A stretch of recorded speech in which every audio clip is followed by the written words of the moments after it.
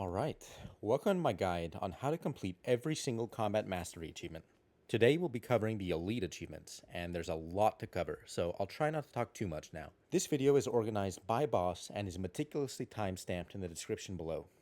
Elite is the final tier, where you can coast along and BS your way through rotations or rely solely on Necromancy being overpowered. This tier actually starts to be pretty tricky, so I'll do my best explaining everything I'm doing and how to complete every feat. Gear-wise, I'm going to be using my normal gear. No more cosplaying as a noob from the previous videos. Here's a quick picture with my perks, feel free to pause. I hope you enjoy the video, and good luck, have fun with the achievements. Alright, for the Arch-Glacor, we're going to need to get a kill at 500%, and we're also going to need a kill at 500% under 5 minutes. So I'm going to go ahead and start the instance, get my conjures, I'm going to extend them, command my ghost, invoke death, command skeleton, target cycle bloat, and I'll do tier 95 spec, do an auto, touch, auto, since I got beams first here.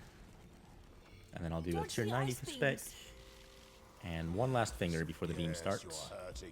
While I'm here, I can command skeleton, dive away from the beam, and just dodge the beams as I normally would. Here, as long as I'm by this rampart, I'm safe to keep attacking. And bladed dive or surge diagonally like that. Looks like we got either arms or the cannon coming next. So I'll go ahead and invoke death, vuln the arm, and then finger. That should clear it. This is a good chance to extend my conjures, and then I'm going to risk it and go for a living death right away. Worst case scenario, we get minions and it slows down our DPS, but now I'm going to living death. Hope that we get flurry, but we did get minions, so I'll use Threads of Fate, 5-stack volley, that should kill those fast, and then refocus on the Arch-Glacor. Keep maximizing my necrosis abilities, double finger there. I don't think I'll get 3 skulls since I got the minions, but that's fine. Now we got the barrage attack. I'll venge one of the hits. That should do some extra damage as well. Just doing everything I can think of to do a decent amount of damage. Commanding skeleton, I'll refresh bloat. And should be able to kill it with this volley and maybe a weapon spec. Good strike. There we go. There's the Arch-Glacor at 500% enrage in under 5 minutes. In fact, we even got it under 2 minutes.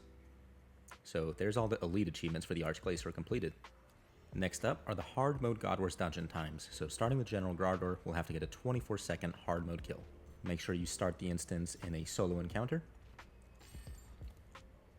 Enter the instance, and I'm going to just use Berserk and A-Pot right away. Won't have to do anything too fancy. I'll just do target cycle barge, bleed my assault, chaos roar, and overpower. Oh, we got to protect there. It's a little bit of bad RNG. I can pre-barge the minion though, and then bleed another assault and do something like a declaw. So we got 18 seconds, the goal was 24 seconds. Good to go on Graardor. Next up, hard mode Krill Tsutsaroth in under 27 seconds. Private encounter, set to 1. Enter the instance. I always like to prayer at the altar for the Zamorak bosses. Zerk, A-Pot, and then we'll just do barge. Bleed assault, do 1 extra ability, and then we'll do like chaos roar and length spec. Nice and easy. 9 seconds, the goal was 27 seconds. So good to go on Krill Tsutsaroth. Next up is hard mode Zilyana in under 42 seconds. Important to remember that you must kill the final phase of Zilyana with an ultimate ability, so we're going to be saving our overpower. Private encounter, set to 1, join the instance. Gonna go ahead and Zerk and A-Pot.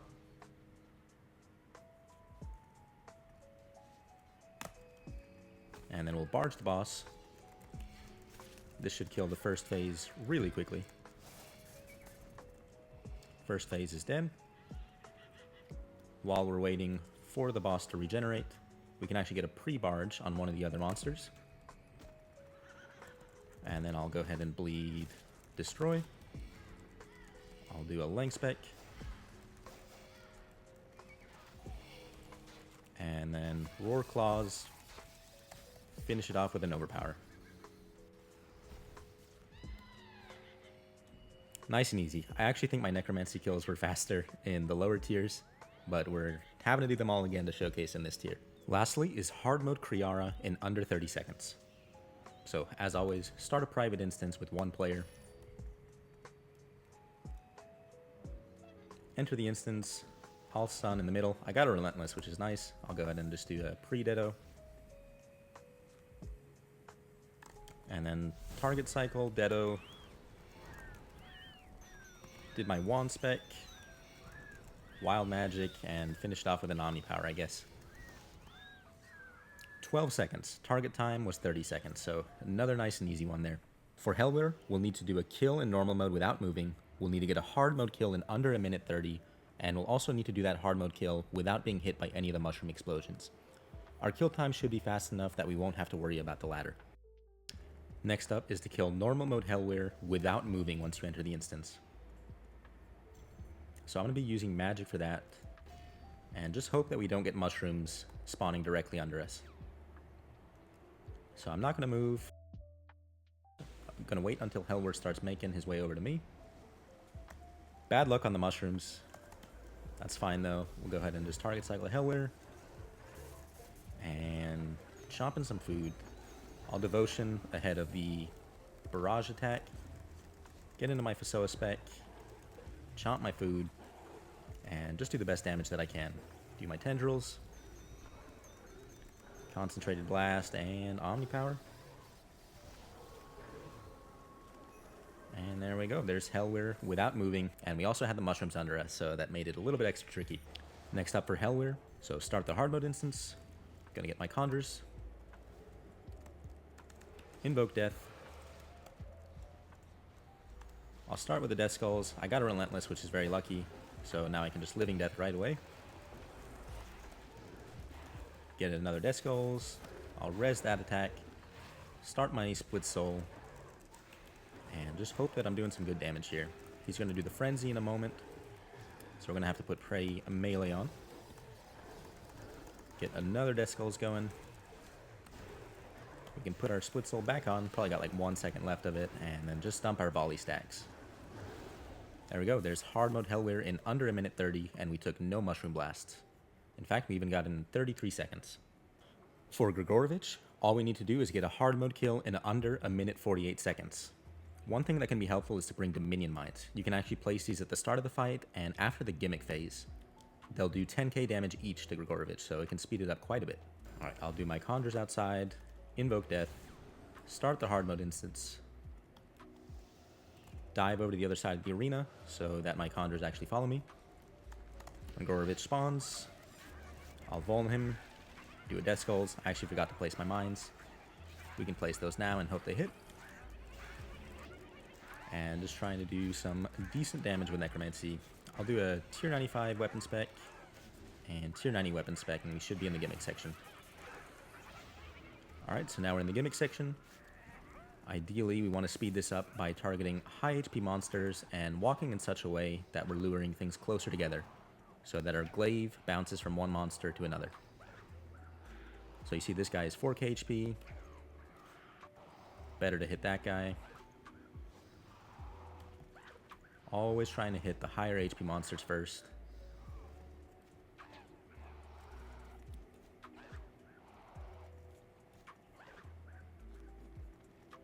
Hopefully this one will be the last.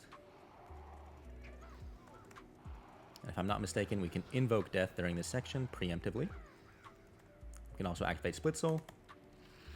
And then just directly Death Skulls. And Volley. There we go. Even got a new personal record, 1:11. The target timer was 1:48. So for the Twin Furies, we're going to need to get a hard mode kill in under 45 seconds. We're going to want to get the kill without being hit by any lava bombs. And we're going to want to try and deal damage with the blue lava bomb. So we might have to do this in 2 kills. Let's start with the speed kill and avoiding the lava bombs. I'll do my Conjures outside. And I'll invoke death, although I think that actually does nothing at Twin Furies. I think it's bugged here. Enter the instance, dive so that my conjures enter. Command my skeleton, target cycle Vuln, and Death Skulls. I'll also do a double scythe since I can get hits on both monsters here. Now I'll just be building back my adrenaline, avoiding those lava bombs as you see there. Just keeping up with my damage, building up to a living death. Command skeleton one more time. Careful of the lava bombs. We'll do Death Skulls, Threads of Fate, and 5-stack volley should finish this. Weapon spec if I have to. There we go, so there's sub 45 seconds and also avoiding the lava bombs. For the next one, our kill is going to take longer. For the next one, we have to stall the kill until the blue lava bombs start showing up. They'll work like the normal lava bombs. You'll see a green box appear on the floor, indicating where the bomb is going to hit. When we see the blue one, we want to get into that blue box. If we're standing in the blue bomb box when the blue bomb hits, it'll redirect and do damage to the Twin Furies. So again, I'll just do my conjures outside. But like I said, we have to stall our damage on this one, so won't be too fussed what we're doing here. I'll just do a random Death Skulls and just kind of do some basics.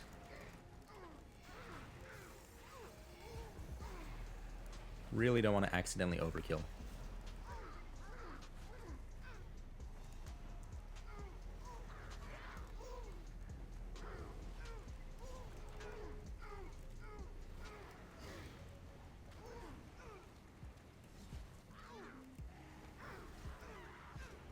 So we are going to have to wait until it does the rain attack, and we might even have to wait until the siphoning attack or the channeling attack that they do in the middle.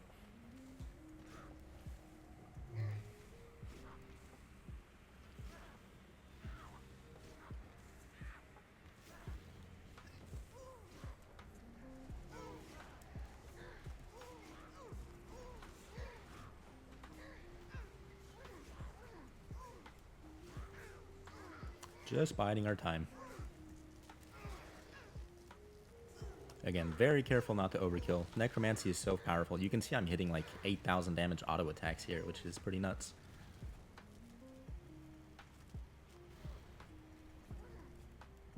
Surge out of the way when they do their explosion.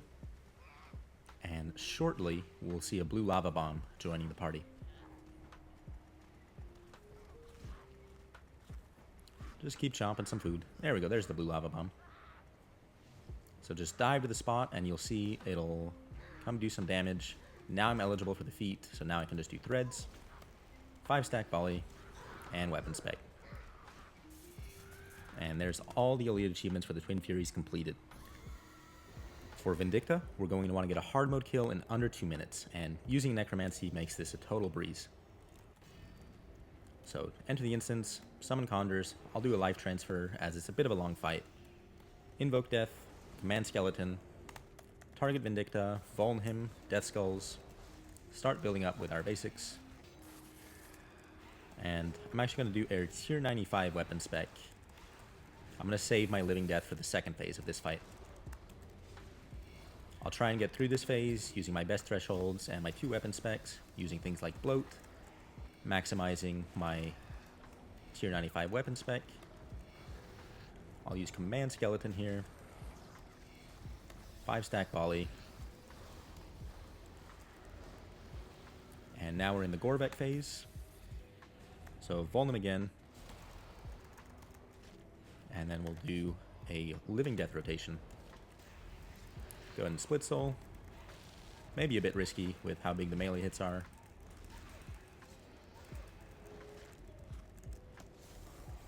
Second Death Skulls.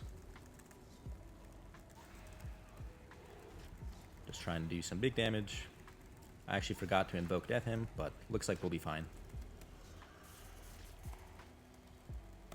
And there we go, finish off the boss in well under 2 minutes. Alright, now on to next. We're going to need to get a sub 2 minute 15 kill in solo. We're going to need to do a kill without using any prayers. We're going to need a kill where we do not move at all once the shadow phase starts. So we're going to have to tank through the shadow damage. And then we're going to have to do a kill where we heal her to full in the blood phase.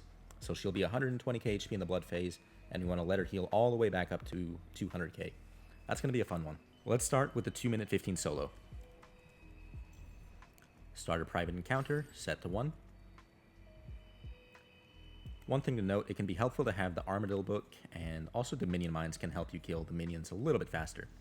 So I'll enter the instance, summon my Condors, I'll life transfer them, invoke death, and I'll also command Lord of Bones.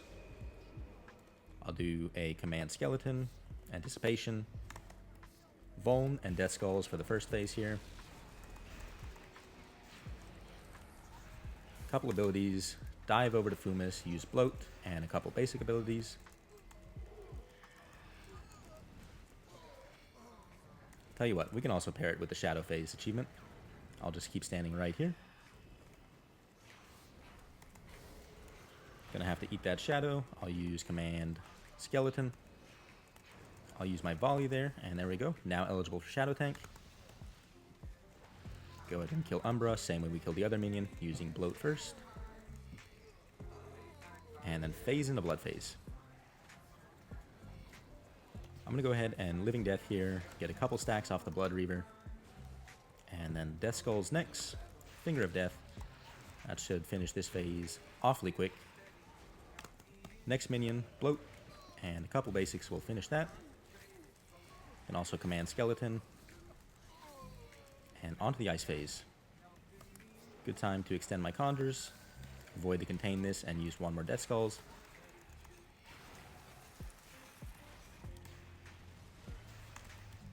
Go ahead and kill Glacies. Same as before, using Bloat and then basic abilities. I did get prisoned here, so I'll drink a Vitality Potion. And now I'll go ahead and Split Soul, Vuln the boss, and start using my rapid hitting abilities like Bloat, Death Skulls, 5-stack volley, and there you have it. A next kill in under 2 minutes 15 seconds. We also got the Shadow Tank achievement in that one. Next we'll do the kill where we don't use any prayers at all.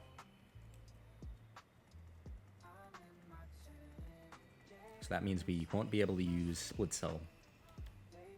Same thing as before, we'll do Conjures, Life Transfer, command the Ghost, command the Skeleton, invoke Lord of Bones if you have it, Anticipate, target cycle the next, Vuln her and Death Skulls, couple abilities, we can even do like tier 95 weapon special here, and then to turn our attentions to Fumis, Bloat, and some basic abilities. Can also command Skeleton, that hits rapidly so that bypasses any of the minion hit caps. Back on to next, taking advantage of our tier 95 supercharged auto attacks. Just avoiding the shadows under our feet. And there's the Shadow Phase done. On to Umbra. We got lucky with the book proc there. Now time for the Blood Phase. We can also combo this where she heals to full. So to do that, we'll bleed her and try and heal her by hitting her during her Blood Siphon. Once we also fail this, the Reavers will heal her back up a little bit as well. Each.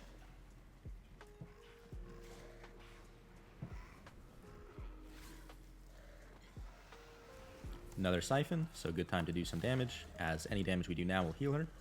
Make sure we stop attacking once the Siphon is over.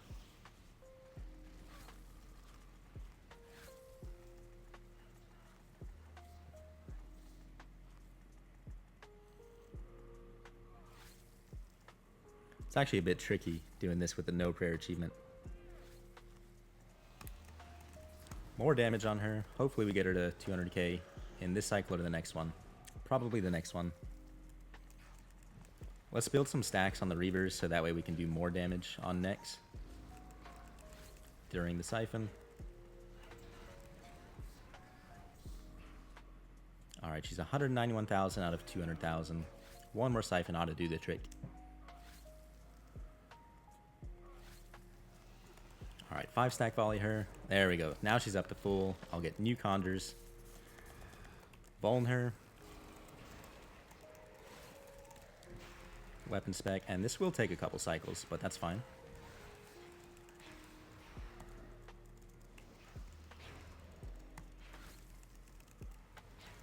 It was actually a pretty good cycle. Almost got the whole thing there. That's fine though, don't need to play too greedily. Oh, just kidding, it's actually 80k HP we need to get, so no, I don't know what I'm talking about.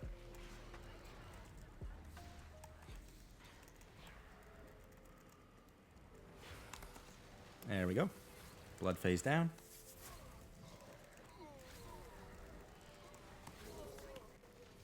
Kill the minion as we have before.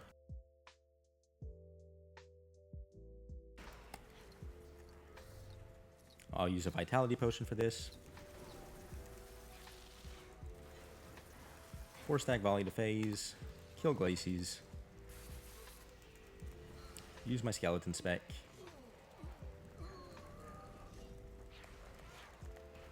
And now hopefully just kill the last phase nice and quickly. 3-stack volley, just using my best abilities. And there we go. There's the achievement to let her fully heal during blood phase, and also the achievement to use no prayers while doing so. So a little wombo combo there. Next up is the Elite Dungeon 1. All we need for the Elite tier is to get a Sanctum kill in a minute 30. Alright, so we're coming into the Sanctum Guardian now. I'm going to do this just with the Arahats attacking me. Should be fine. Making sure I still got a few seconds on my Condors. I will life transfer one more time here. And then I'll go ahead and invoke Death, command Skeleton, preemptively Living Death, target the boss, Vuln, Death Skulls, and start split souling. Now just trying to do my very best damage. Pray melee for the melee attack. Another Death Skulls. Just dive out of the way of the water. And after my third Death Skulls, there's actually a cool trick here we can do with the Arhats. So we can do Threads of Fate, Volley, we'll get 5 stacks again, or well, we got 4 stacks that time. And that does a ton of damage to Sanctum. Do a tier 90 spec, and finish it off with a tier 95 spec. Why not? There we go, 43 seconds. Target time was a minute 30, and safe to say we beat that. Masuta kill in 3 minutes 30. Alright, Masuta time to beat is sub 30-30. So I'm just doing this in a full run context. Go ahead and do Death Skulls. Forgot to invoke Death, so I'll do that. And then All Devotion here just to be safe. Just playing a little bit poorly. Should be fine though. Plenty of time to spare. Once I have it, I'll do Living Death, Touch, Death Skulls, and then I'll go ahead and Split Soul, try and do my best damage. Couple of fingers, some more autos, running away from the purple magic attacks. Death Skulls, just staying away in case he uses Pulverize or any big hitting abilities. And now it's time for the Waters phase, so we get to AFK for a while.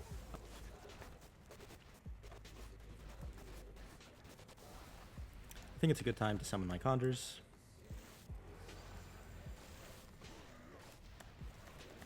And then I'll just do Death Skulls, Bloat, 5-stack Volley, 2 fingers, use another Touch of Death, so I have 4 stacks. We'll do a 4-stack finger. Get my skeleton going. And probably we'll finish off with a 4-stack volley here. So time to beat was 3:30, and we smashed that by about 50 seconds. See you in just a second for Seiryu. And Seiryu in under 3 minutes. Alright, for Seiryu, our time to beat is 3 minutes. So one thing that can help is the minion mines for the crystals on the back. And we're just doing this in a full run context. So I'm going to start with Split Soul, Command Skeleton, Surge to Seiryu, Foam him, Death Skulls. I'll use Bloat and 5-stack Volley. Then just use some basics. Got 1 finger I can use there. We'll do a tier 90 weapon special attack. Keep dodging when he does his tail telegraphs. For the huge breath, I'm going to grab a Divert. Just get closer to 100 of Dren ideally for when it's time to climb. It's fine that my Conjures died here. I'm actually going to want to summon new Conjures on top of Seiryu's back. So just phase him here with basic attacks. A little bit slow since my Conjures died, but that's fine. Before climbing, use Invoke Death. That saves us a little bit of time. Summon Conjures, target the crystal, surge up and place 2 mines, and then I'll just go right into a Living Death. Do a Death Skulls, 2 fingers,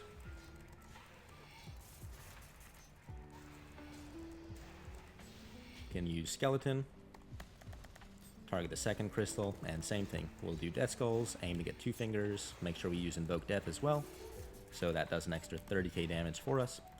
And we're saving our 5 stacks for the final crystal. Also, we're going to want to build up as many Necrosis stacks as we can. So here, since it's getting a little bit close, I'll use Bloat. Bloat actually has a pretty good initial hit. As you saw, it does 5k there. And this phase, for this crystal, we're just going to wait until the blobs hit 4 times. We can go ahead and preemptively use things like Smoke Cloud, Foam, Death Skulls, juice up our Skeleton, Split Soul here. And around the time we see the 4th hit, we can go ahead and launch our Death Skulls, do our 5-stack volley, and dump all our abilities. And there you have it. There's a 1 cycle at Seiryu. Goal was under 3 minutes, and there's 2 minutes 4 seconds. So there's all the elite achievements at ED1 completed. Alright, for ED2, starting with Astelarn, first off we're going to need to get a sub 1 minute kill. We're going to want to get a kill where no one stabilizes the wormhole, or the black hole. We're going to want to kill where no one kills any pulsar stars, and we're going to want to get a kill with 2 pulsar stars still alive. Alright, so let's start with the feat where we do not stabilize the wormhole.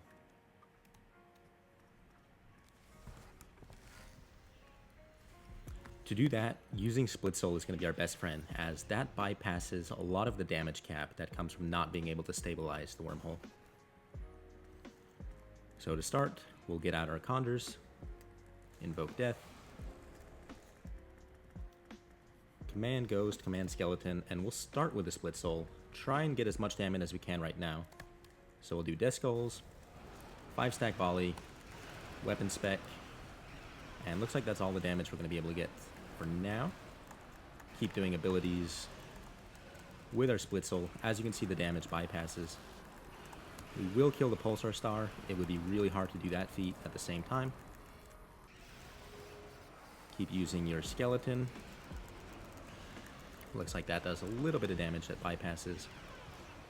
Once we place the star, we are going to have to eat the Neutron Star.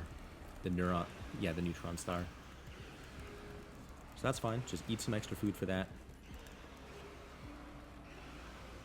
Keep using Skeleton, and we're just waiting until our Split Soul comes back off cooldown. It's going to be really slow and steady for this feat. There we go, Split Soul is back. Go ahead and Split Soul. 5-stack volley, Bloat, and just do all the abilities you can think of. Go ahead and Vuln him.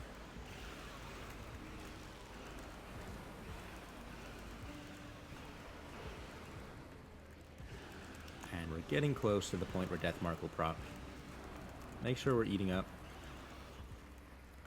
Careful of that Neutron Star. Don't want it to get too close to the black hole.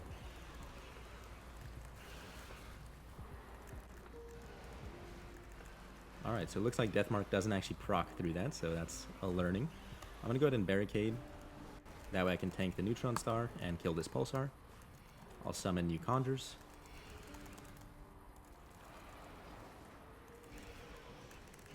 And looks like we'll just have to wait until Split Soul is back one more time.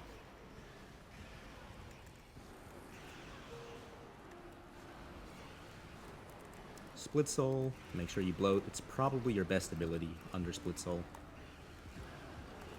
And then volley if you can. There we go. Defeat Astelarn without anyone stabilizing Wormhole. Alright, for this kill, we're not going to want to kill any Pulsars, and we can also probably combine this with the feat to leave 2 Pulsars alive. So a good strategy for that is to lower Astelarn near the point that she will die via Deathmark or by any ability. So either bring her close to 30k HP or bring her close to like 5k HP. You gotta find kind of a sweet spot where you're not gonna accidentally kill it with crackling or your conjures.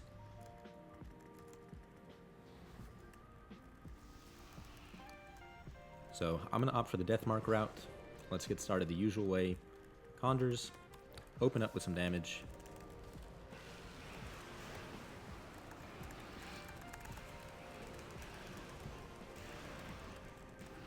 And then once the Pulsar Star spawns, we're just gonna have to tank a bunch of hits.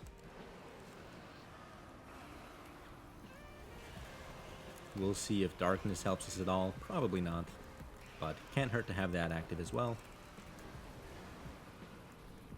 Have the black hole ready, and once we get this turned into the white hole, we're going to want to do some damage, but again, not too much damage.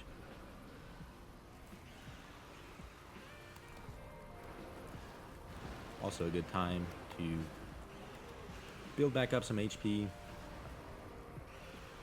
and I'm going to delete my conjures. That way I don't accidentally trigger Deathmark. I'm also going to take off my armor that has crackling on it. As you can see, we'll just be a couple abilities away.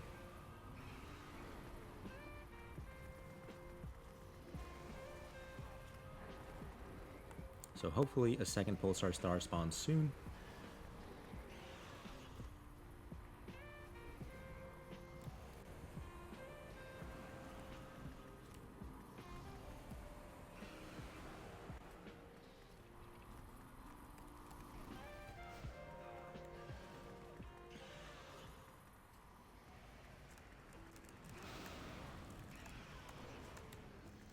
Alright, we have 2 Pulsars alive there. There we go. 2 Pulsars were alive, and we also didn't kill any, so we got both of those feats at once. Alright, so for the 1 minute kill at Astelarn, I am going to be using ranged, and I'm going to start by placing a dummy outside the arena. I'm going to use ECB and get my rapid fire buff. I am going to be using Jas Dragonbane arrows. Once I have my buff, I'm going to start and do SGB, Snapshot, Greco. Now I'll just build up to full adrenaline.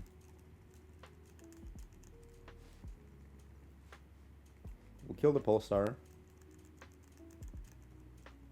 And I'll go ahead and Death Swiftness now.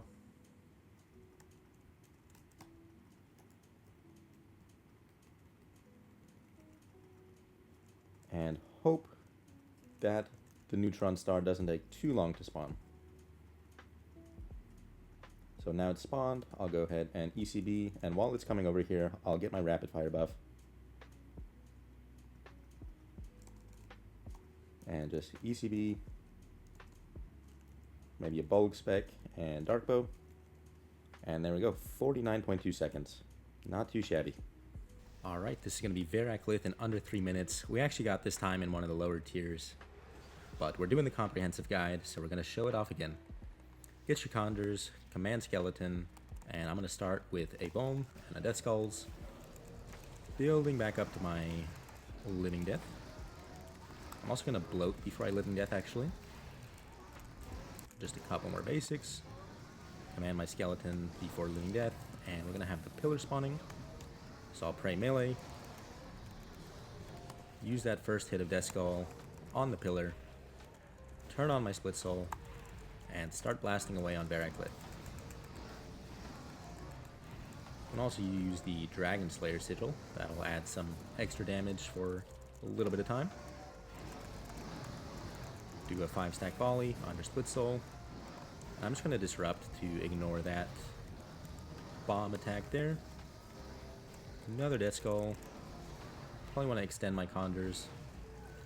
Skeleton, bloat. Got another pillar, so we'll turn around and tier 95 that. Back on Verak Lith.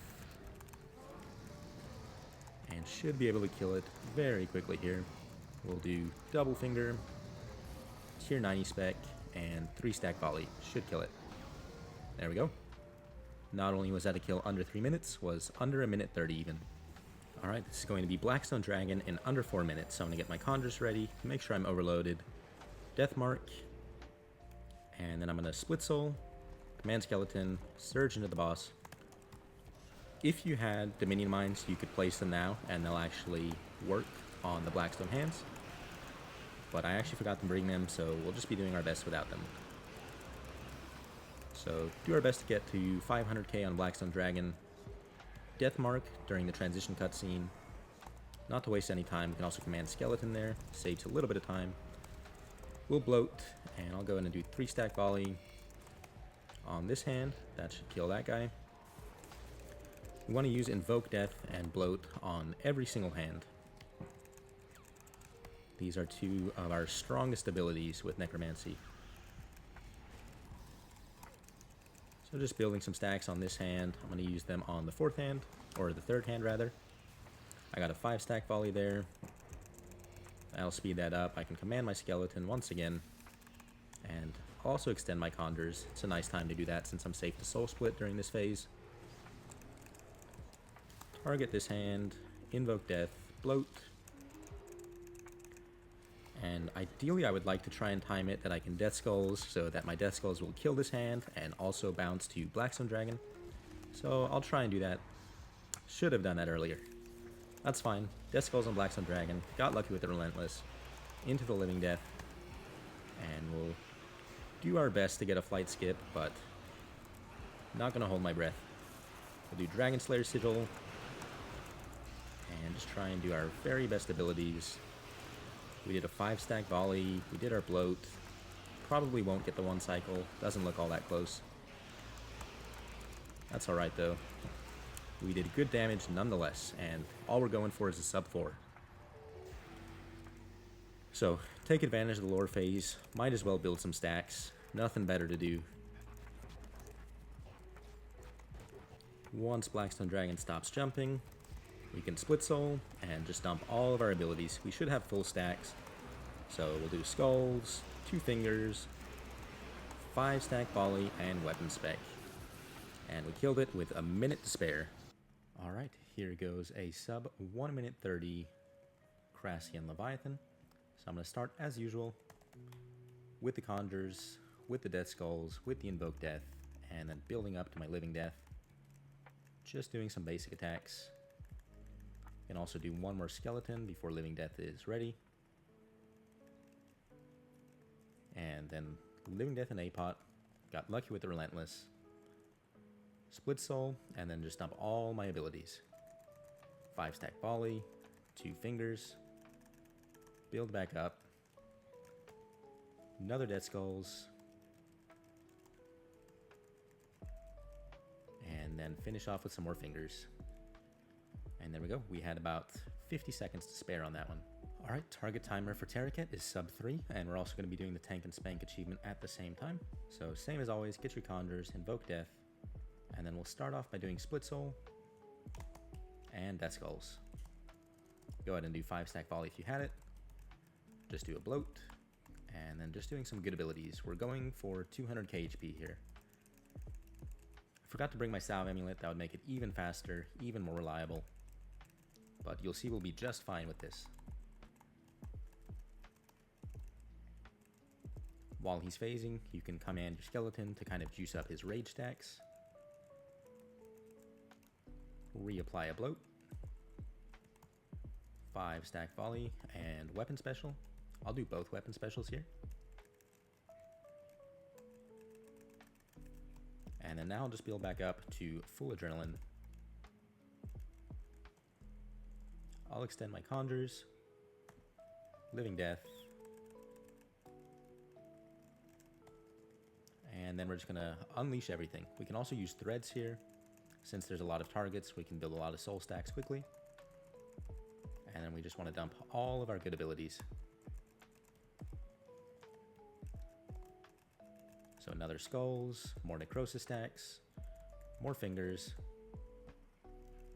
Walk out of the way of that Ghost Wall. And again, as long as you have the 2 minions alive, you'll get the Tank and Spank achievement. And you also got the sub 3 minute kill. Ambassador. This one has a lot of achievements. First off, we want to get a solo kill in under 4 minutes. We want to do 2 different kills. One where we kill all the spinners, one where we kill none of the spinners. We want to do a kill where we take no damage from the smoke flames. We want to get a kill where we place all of the smoke flames in the exact same spot. That's easily done in a group, where you'll only get one since the kill is so fast. We want to get a kill where we allow 4 black holes to explode, and we want to get a kill where we allow 0 black holes to explode. We want to get a kill where we allow 12 Crassians to disintegrate. This is much faster in trios, as they'll spawn 3 at a time. And lastly, we'll want to get 2 different kills, although you can do them in the same kill if you're fast enough. One where you do not allow the Ambassador to heal from any of the black hands, and one where you do not block any of the black hands. So you would allow them to heal. Alright, so for this feat, we're going to want to not do a whole lot of damage in P1, just want to take it easy. Necromancy is so powerful, so just want to be very careful with that. And we also want to be careful if we're the player who gets the smoke under our feet, because we're going to want to remember that location and place it in the same spot.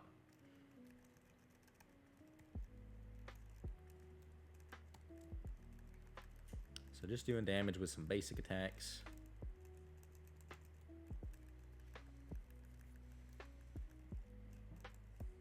So I got the black hole. I'm going to go place it here, that way I have an easy reference tile.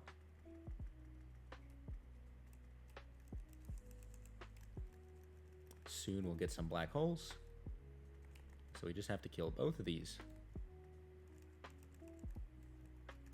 Then we'll have to do that one more time. We just gotta wait until we get 2 more black holes, but we'll probably get a spin cycle first. Hopefully it gives me the smoke. And it does, so I'll just cade and go back to my reference tile.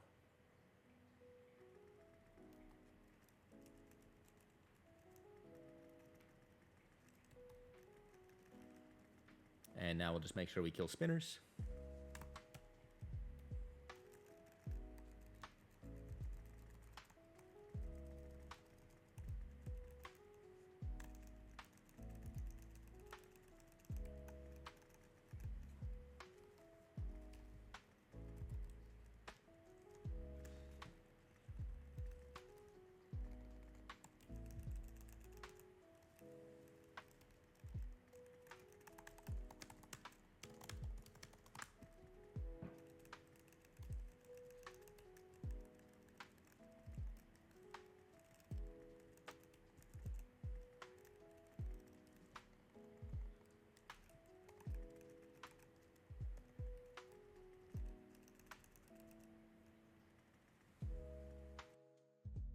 We're not going to want to do too much damage. We're going to want to wait until we get another black hole. And if I'm the player who gets the smoke, ideally it's me, that way I remember my reference tile and I can go place my smoke in the same spot. If not, then we'll just do that on another kill.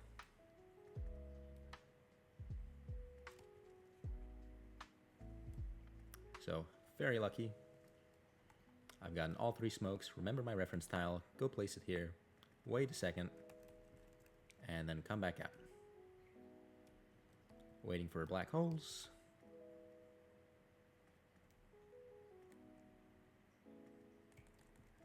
And there we go. We should be eligible for that achievement now. So now we just kill it as normal. Except when we get to the final phase, I'm going to be standing under. That way I'll be blocking all the smoke hits.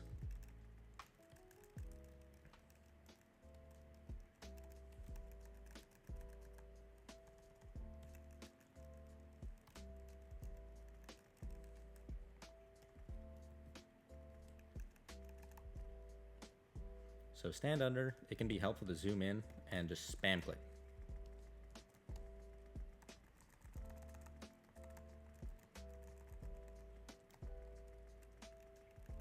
That way you never move out. And there we go, we should get a bunch of achievements there.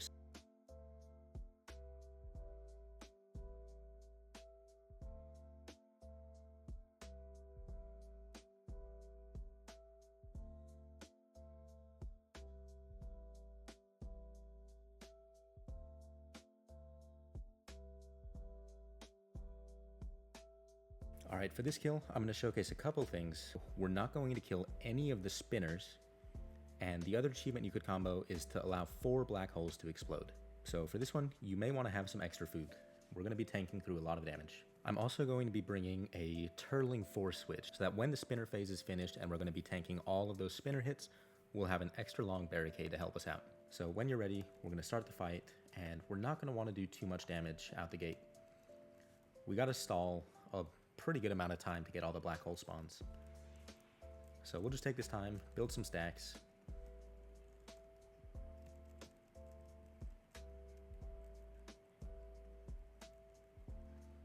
And because it's going to be a pretty long kill, I might as well put my smokes far off in the corner.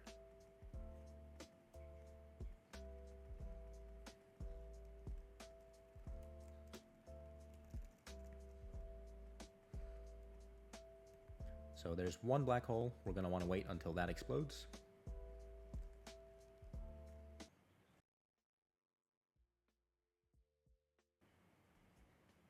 Reflect doesn't actually mitigate any damage, as you can see there.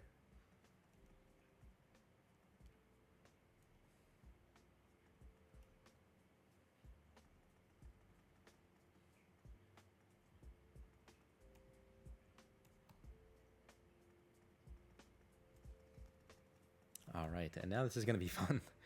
We're not going to kill any spinners, so we just get to take a scenic trip around the Ambassador Arena. We will want to build to 100% adrenaline, so we can go ahead and do that on Ambassador now. Again, you can see we barely attacked the boss, and we already did 120,000 damage, so we want to be really careful of that when going for Instability Never Phased Me.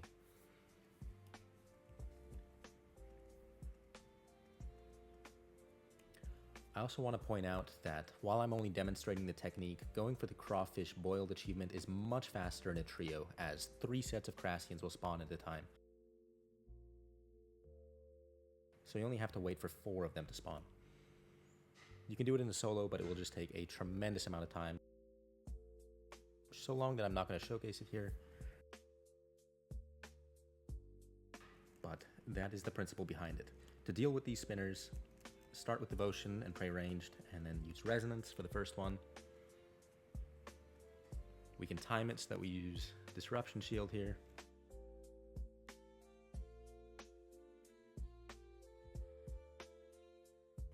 And then extra long Barricade. That's 3 spinners.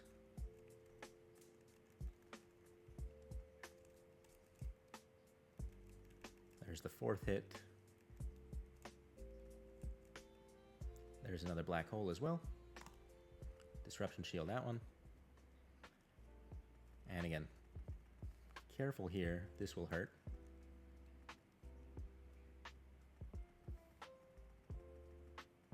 So 2 out of 4 on the black holes.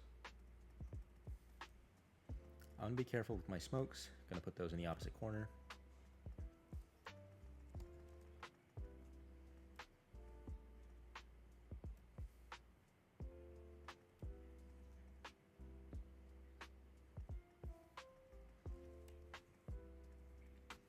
And we're gonna go through that process again. It's a difficult combo to do Instability Never Phased Me plus the Spinner achievement, but we're gonna make it work.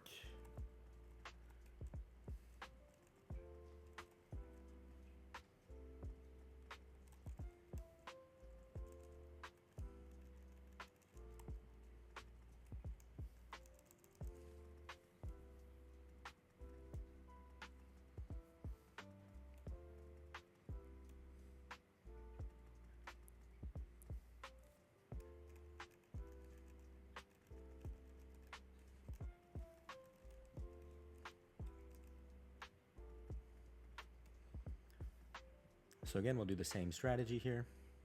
We'll wait a little bit. We'll Devotion, that way our Resonance doesn't get sniped. And then we'll use Resonance.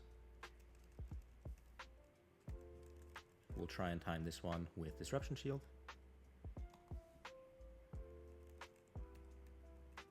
And then wearing our Turtling 4, we'll have an extra long 17-second Barricade. Place our smokes in the corner.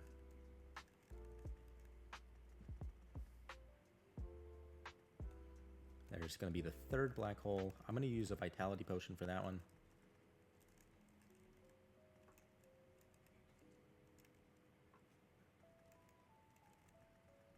As you can see, we're just taking a lot of damage. I actually signed there, but that's perfectly fine. That's what the sign is for.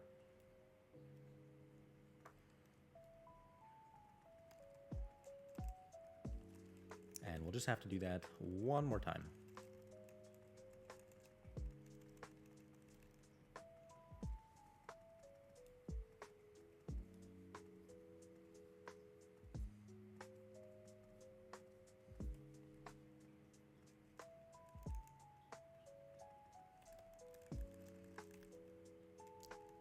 a good opportunity to take advantage and soul split. Even though you're not actually doing damage, you will still heal from soul split. And also want to be building up to full adrenaline here, so we're ready to use barricade.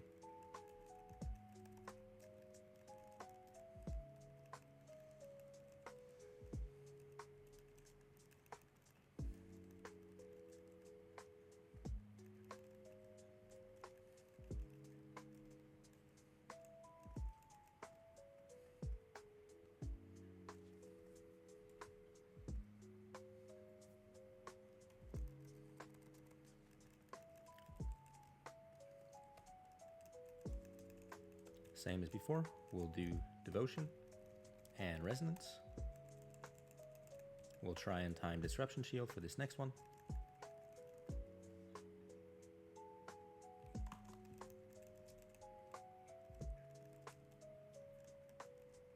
I think we'll just eat through this one.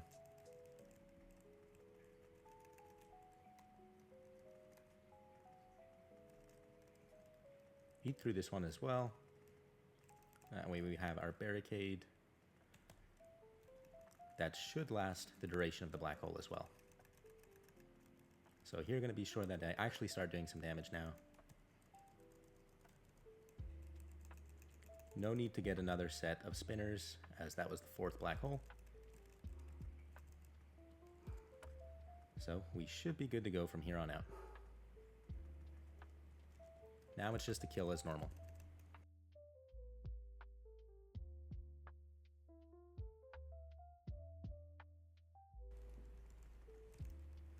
This could also be a good time to go for the achievement where you're not blocking any of the white smokes.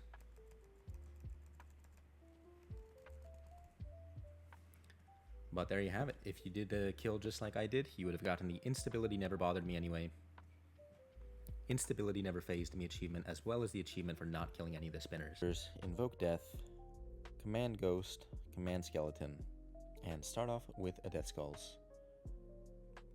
Just doing the same thing I always do with Necromancy. Starting with Death Skulls, doing a bloat, and building back up to a Living Death. I'll Living Death, maintaining my ranged Prayer Flicks, and start doing the best Living Death that I can do. So Touch of Death, Skulls, and blasting away with Necrosis abilities.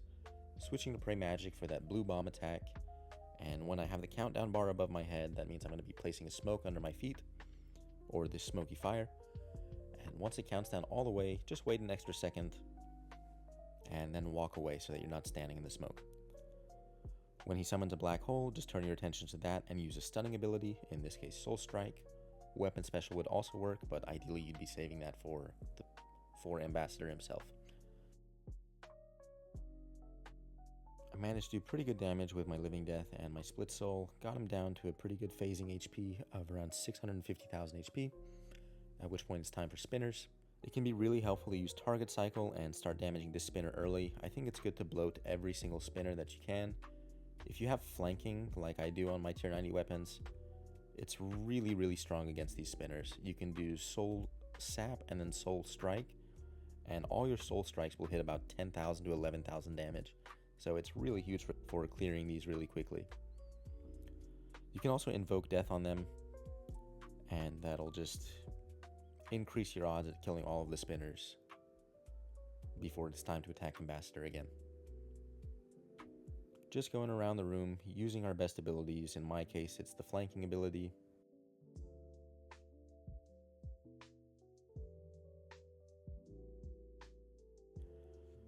There we go, killed all the spinners. And now we can just refocus on Ambassador. We'll do a similar thing we did at the start. So we'll just do the first portion with the Death Skulls, unleashing some of our stack abilities, and building back up to a Living Death. I have 10 seconds on my Adrenaline Potion here, so I'm going to wait it out a little bit, do a few extra abilities before I do my Living Death. Same things before, just dealing with the mechanics, placing the smokes in places where it won't bother me and I still have access to attacking the Ambassador. And when black holes spawn, just turning my attention to those briefly and using a stunning ability like Soul Strike. In this case, I wasn't actually thinking about it, but flanking didn't allow it to stun, so I ended up taking the explosion attack, but as you can see, it's perfectly fine. It does about 7,000 damage, but if you're full HP and you have plenty of food, even that's not something to worry about.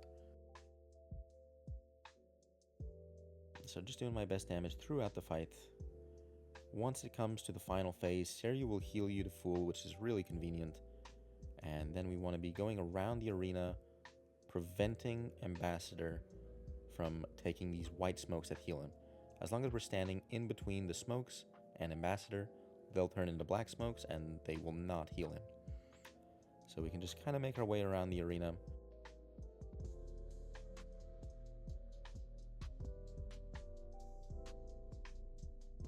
When he calls out our name and the arena turns red, we want to switch to Pray Magic and use Devotion. That'll keep us safe from all of those big hitting abilities. We can even walk underneath Ambassador, spam click under him, and use Flanking 3 times, which is really powerful.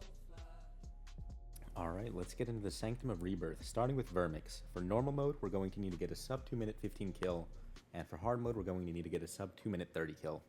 We also want to do all the mechanics properly to get all the associated achievements. Let's start with normal mode Vermix. We're going to get our Conjures, Invoke Death, and I'll start P1 with a Split Soul and Skeleton Spec. And then I'll also do both weapon specs back to back, tier 95 and then EOF spec. And that pretty much insta-clears P1 with a couple basics. We can build Adrenaline off the Western Coil Spawn, and we just want to make sure that we get into all of these soul boxes.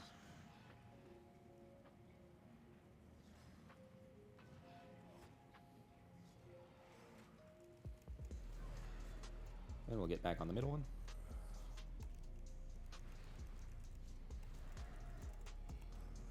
We can phase, maybe using a 5-stack volley will be good.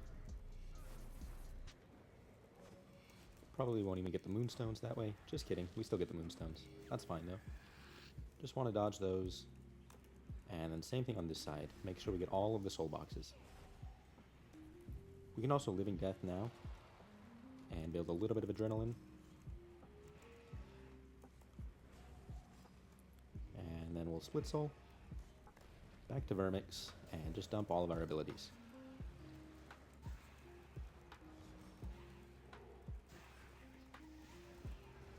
Should be a nice and easy sub 2 minute 15.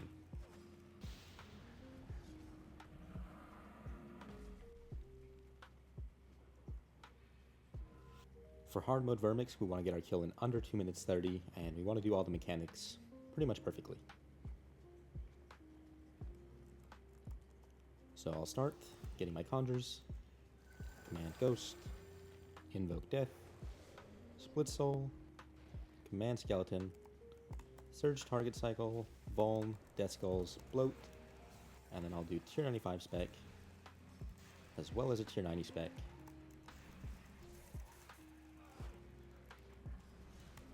Taking a good bit of damage, but that's fine. Just want to dodge the Moonstone now. Make sure I don't get hit by any of that while I go into these boxes.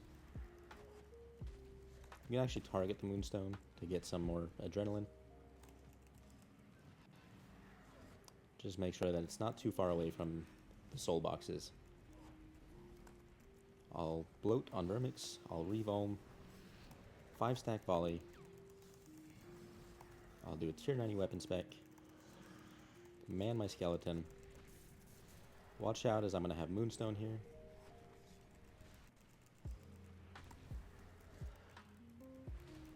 And there we go. Now it's phased at 300k HP. So now I can actually Living Death early. Build up some stacks. I'll command my skeleton early as well. I'll Split Soul early. And unleash everything on Vermix. So Death Skulls, 5-stack volley, both Fingers of Death, a Bloat. We'll get another Death Skulls here. We'll also just make sure that the Scarab doesn't attack. Just for the sake of getting that perfect kill. Dodging the Moonstone. Get a tier 95 spec once I have Adrenaline. And that should kill the boss. Ideally. There we go.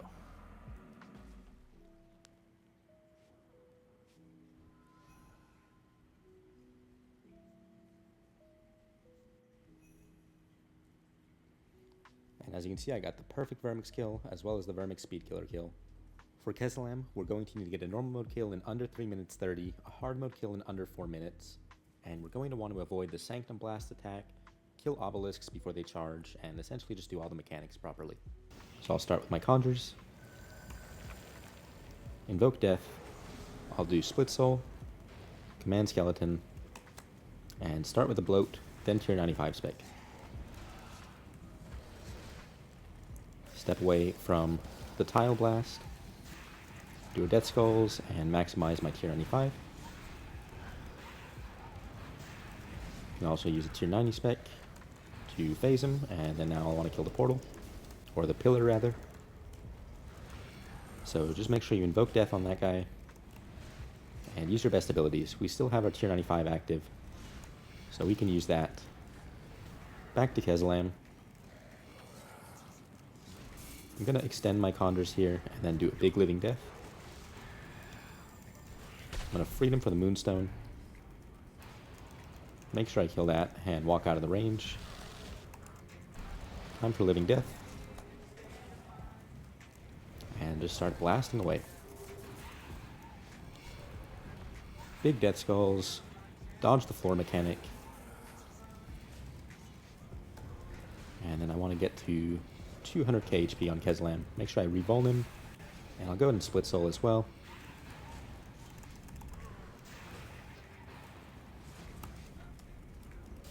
So now we got the pillars.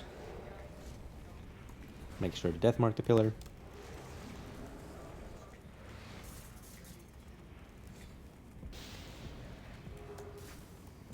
And the final phase of Kesselam. I'll extend my Conjures one more time.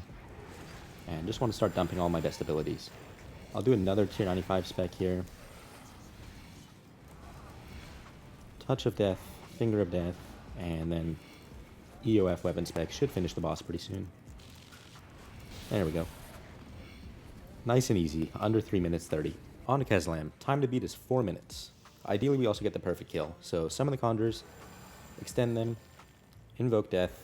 We'll do Split Soul, Command Skeleton, get started, target cycle, Fallen Bomb, Bloat, Tier 95 spec, auto attack, dodge the floor mechanic, fire off Death Skulls, auto attack, touch of Death, auto attack, and then I'm gonna use a stun here with my EOF spec.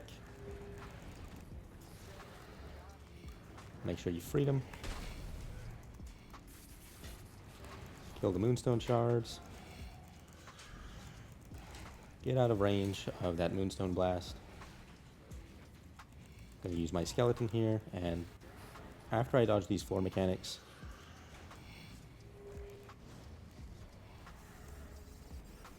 gonna use Obliteration on the boss. That way that prevents him from healing too much. Invoke Death on the pillar, 5-stack volley. I'll Bloat. And just use my big hitting abilities, Command Skeleton. Also gonna life transfer here. Kesselam didn't heal too much. A little bit slow, so he healed a little bit, but that's fine. Go into a Death Skulls, and then a Bloat. I'll do a 5-stack volley. Just dodge the floor mechanics.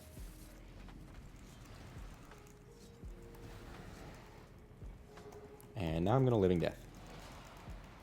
So hopefully just doing my best damage. I'll also Split Soul here. 2 big Fingers of Death here. More auto attacks. And I'm going to stun both of those scarabs with a Soul Strike.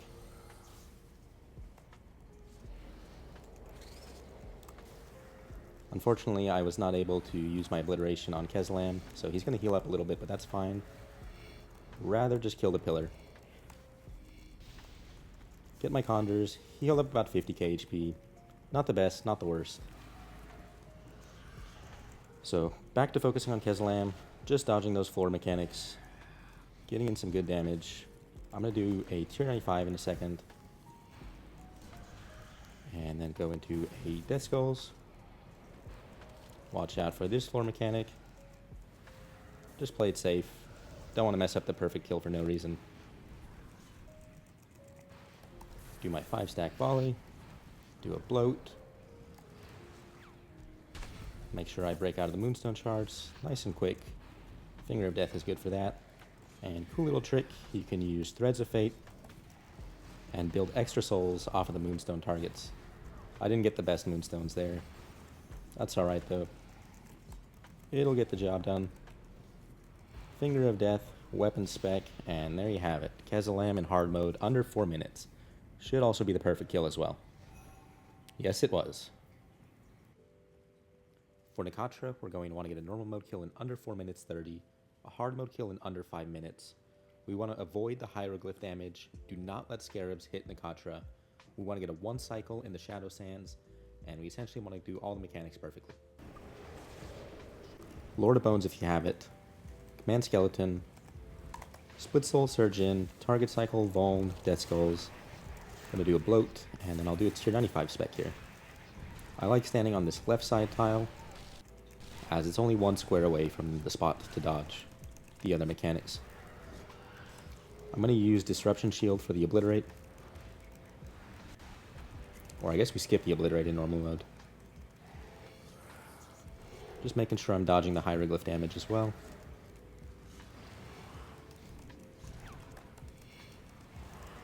And then I'll build up to do a Living Death.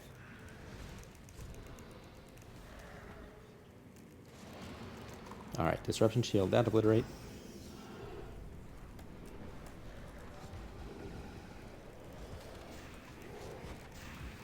And then I'm just getting in position to dodge the hieroglyphs. We're going to have a middle one, and then it's going to be these 2 close ones here.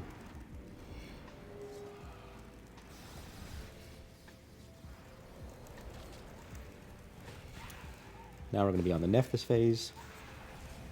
So we got a Scarab skip there, which is always good. Makes it a little bit easier. 5-stack volley that Nephthys.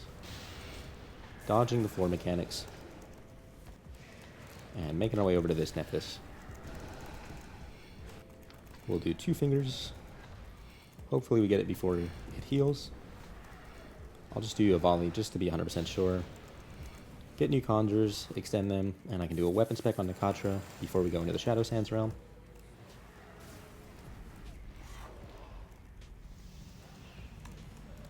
So in the realm, just want to kill the Solo Ox. Look at the 2 runes that I got. I got Pyramid and the Deity. So I'm just going to make sure that I go to the one that was not shown here. Which in this case looks like it'll be Monkey. Make sure I'm standing on the hieroglyph. And then I really don't like this timing of this mechanic in normal mode. So I'm going to do a bit of an ugly way of dealing with this. But it works. So I'm going to go to the edge of the arena. When that first blast happens, I'll dive in. And then this time, walk that way and just escape back into it. Really don't like the normal mode timing. It's a very weird feeling for me, being used to hard mode. We'll just tank that Obliterate with Disruption Shield and finish the boss off with a weapon spec. So that should give you the normal mode time under 4 minutes 30 and also basically the perfect kill. So dodging all the mechanics. I'm actually a bit rusty and don't remember the rotation from my big Necromancy video. But we're still in the elite tier, so we can still BS our way through rotations. And we'll be able to get this done. So summon the conjures, extend them, command Ghost, invoke Death, Lord of Bones, and then command Skeleton. Ingenuity Humans, Death Skulls. I'll do Death Skulls, Bloat, and then start building up towards my Living Death. Dodging the floor mechanics. Living Death. And then I think it's going to do Obliterate here.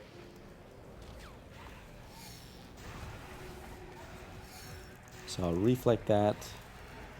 Divert one of the hits for Big Adren.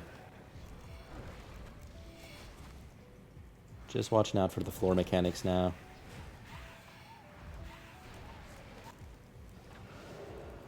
Trying my best to dodge and just trying to get good damage. Doesn't have to be perfect. Again, we're only going for a sub 5 here. So I'll Devotion for this Obliterate attack. Making sure that I keep dodging these floor attacks. Do a tier 95 here. And I will want to save my EOF weapon spec for the Scarabs, as I don't think I'll be getting a Scarab skip, which is perfectly fine. I'll do another Death Skulls here.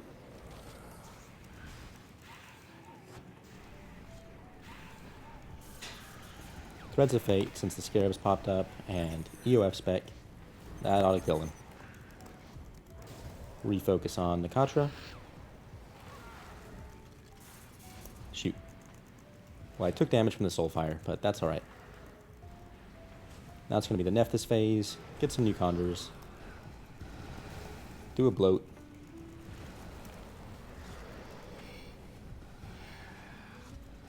Command Skeleton. Get a big 5-stack volley. Keep dodging the floor mechanics. We'll get Invoke Death on the next Nephthys. Most likely we won't kill him before he heals, which is no problem for the elite tier.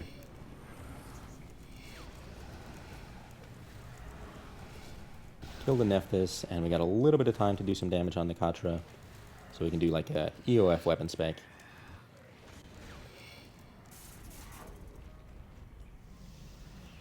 In the realm, I'm going to opt to get new Conjures, so I'll summon those, life transfer those, command my Ghost, Threads of Fate. I'll do Bloat, and just use some basics. I'll build up to 100. I'll invoke Lord of Bones. Look at the runes. I got the dog and the... Uh-oh.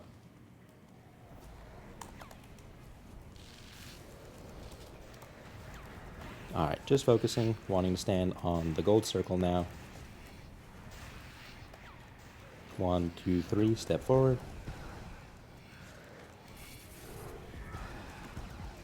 Wow. Yeah, I've forgotten how to do that.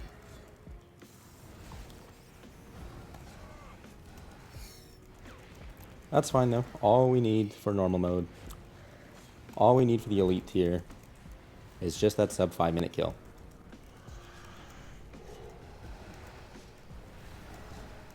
So I'll go into Living Death.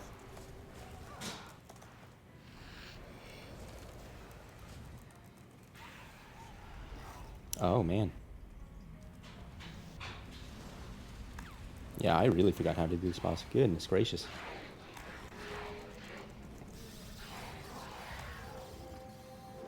Pyramid and Bug.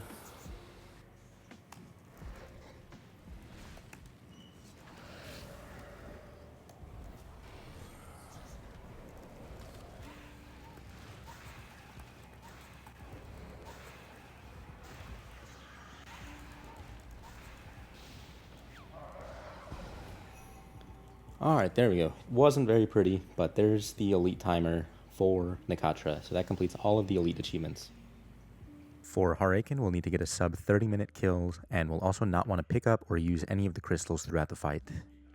There's really not a lot of tips I can give you for the elite tier. We completed this well under 20 minutes in the hard tier, and the full VOD of the waves is in that video. The only tips I'll reiterate is before you even start the fight, you can right-click the cave, set the spawn speed to fast, and also toggle off cutscenes. That will save some time. During the waves, you want to be doing your best to run towards monsters, not using any safe spots and waiting for monsters to come to you, as that takes up way too much time. The only wave you would conceivably use a crystal on is during the double Jad wave, but here's the clip of me doing double Jad without any crystals. You just want to invoke death on both Jads, and you can bounce a Death Skull between them. They're only 40k HP, so they'll die really, really quickly. Even if you tank one attack incorrectly, you'll still live. You could also Disruption Shield or even Venge a hit.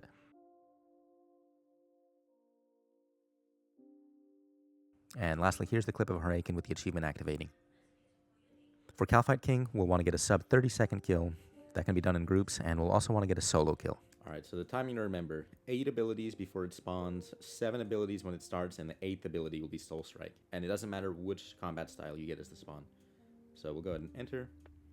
I'll do Conjure, Life Transfer, Command Ghost, Invoke, that's 4, Anticipation, that's 5, Lord of Bones, Split Soul, Skeleton. And we got Mage Phase, which is lucky, so we'll do 1 ability, 2 abilities, 3 abilities in Bloat, 4 abilities Weapon Spec, 5, 6, which I can build off the minions. And then just do our best living death that we can do. Touch, skulls, couple of fingers. And then we'll also do this volley with all of our leftover stacks. And there you have it. There's a Kalphite King solo, nice and easy. We just enter, do our conjures. If you have Lord of Bones, it can be really good to do on Kalphite King. That'll just increase your hit chance. Go into Living Death right away and split souling and just unleashing your best abilities from the get-go. We got a minute to do our best damage. So just Death Skulls, Bloat, and blasting away with Necrosis abilities. So long as he doesn't spawn in Mage Phase, he won't be sending out any magic bombs, so that achievement is completely free. Here you can see he insta-kills my friend, so I just Voke him, switch to Prey Melee and Devotion. That avoids the insta-kill attack and gives us that achievement. And we killed it so fast, he didn't even have time to do any digs or any charges. So very easy to get all the Kalphite achievements in one go. For the Magister, all we need to do is get a kill in under 30 seconds.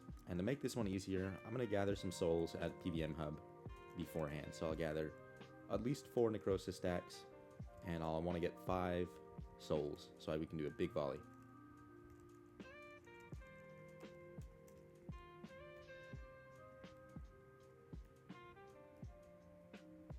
Once you're ready, enter the Magister instance, summon your conjures.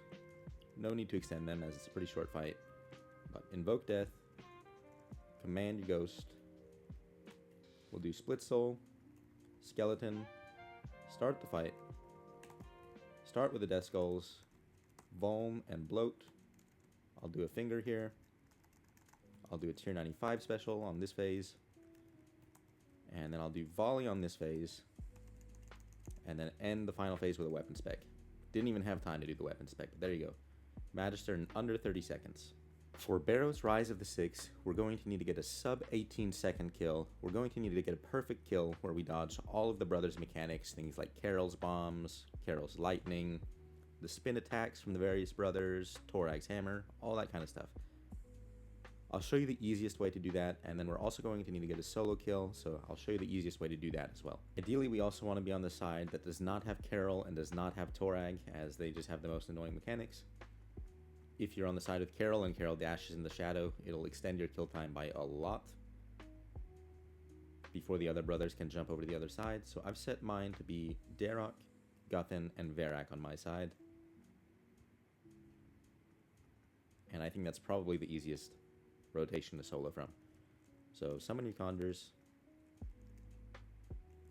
get your ghost commanded, and quick start. All we want to do is be building stacks, so we'll just use Soul Strike, and we'll use Scythes as well, hoping to build souls. Using a Zorgoth's Ring is pretty handy here. And we want to get the brothers a little bit low, but again, we want to be careful not to kill them. Just being conscious of the timer here. So at about 20 seconds, we can invoke death. Soon the brothers are about to jump over, so we can split soul. Threads of Fate. Big 5-stack volley, and then we can just do 2 weapon specs. And if you still have HP on any of the brothers, you can just finish them off with any basic abilities. And there you go, there's a pretty simple Barrows Rise of the 6 solo. The easiest way to get a sub 18 second / the perfect kill at Barrows Rise of the 6 is to go in a 4-man, and on either side you want to invoke death, split soul, threads of fate, and just use both weapon specs. In this clip, I'm soloing my side, there's 2 players on the other side. They do the rotation I mentioned, invoke death and weapon spec, and for my side as the solo player, I'm doing invoke death, split soul, threads of fate, touch of death to build some stacks, tier 95 weapon spec, and then tier 90 weapon spec.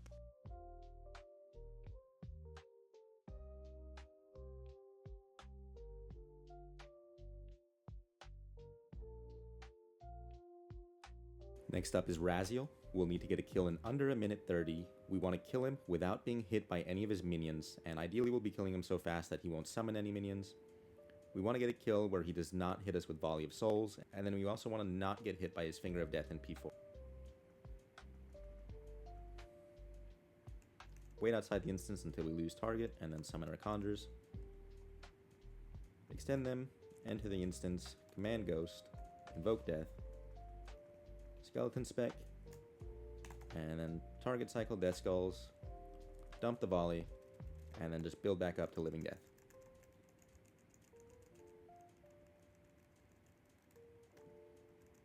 Go ahead and Living Death, Death Skulls, and then I'm going to Split Soul here. And then I'm also going to use my Undead Sigil, start blasting away with Fingers and Necrosis. So here we get minions. We want to be very careful of those. Death Skulls will do some damage on them, but we're also going to want to use Threads of Fate.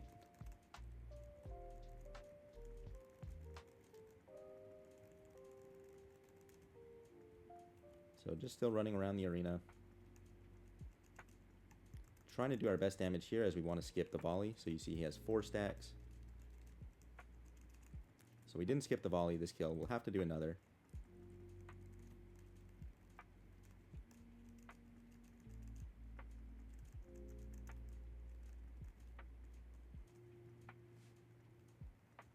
And now for P4.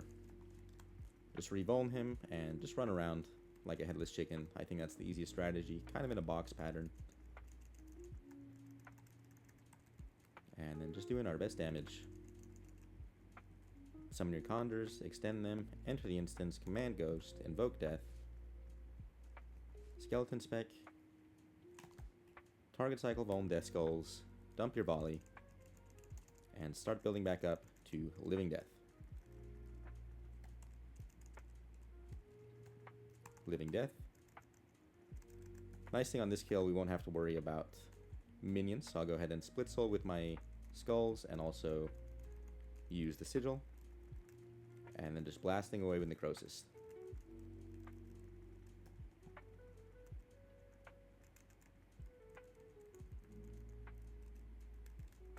While I'm in Split Soul, I'll also dump the 5-stack volley. It's a really strong ability in Split Soul.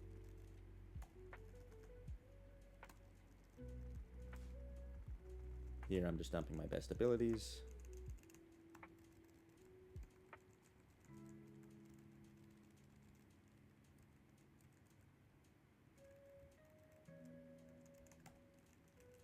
Failed the volley achievement, that's fine, we can always do another kill. Just going for the speed kill on this one.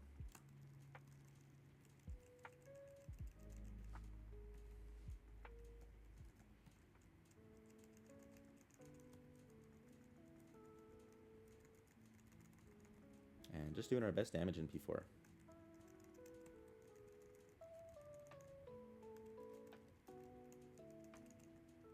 There we go. There's a kill in under 1:30. Alright, this time, to avoid the Volley of Souls mechanic, what we're going to do is we're going to be killing... the soul obelisks that Rasial spawns. That way he gains souls a lot slower, and that gives us a lot more time to do damage on him.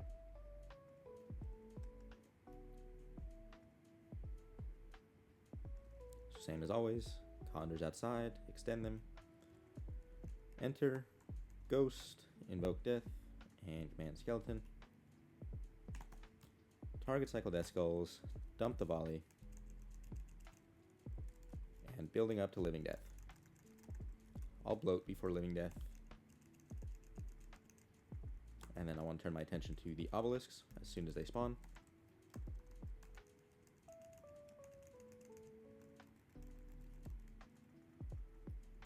Now building my adrenaline back for Living Death.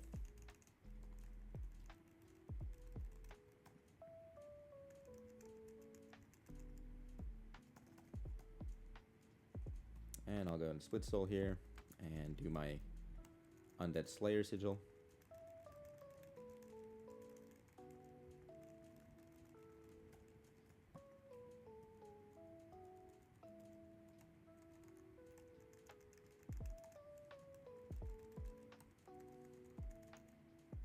Since he spawned more obelisks, want to kill those.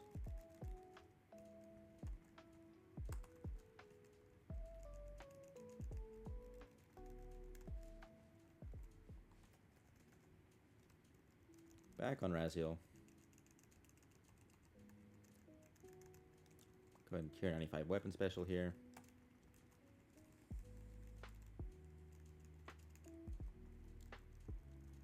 There we go. So long as we kill P4, we should be good to go.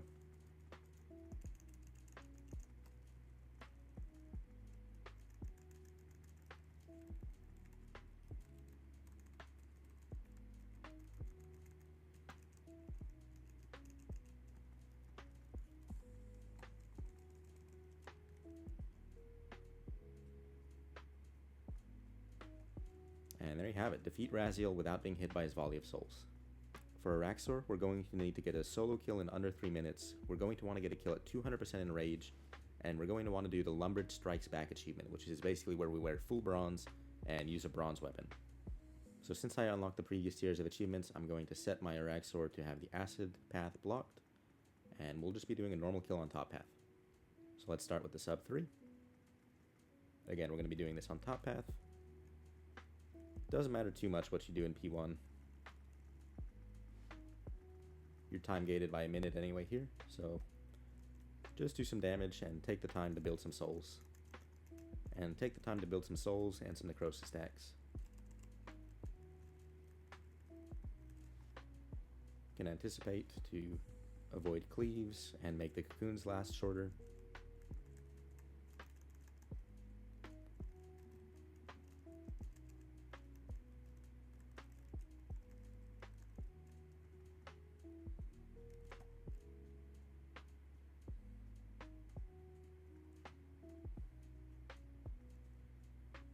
I'm going to dismiss my conjures now, and I'm going to wait until about 80% to summon a new set. So summon a new set, all life transfer here.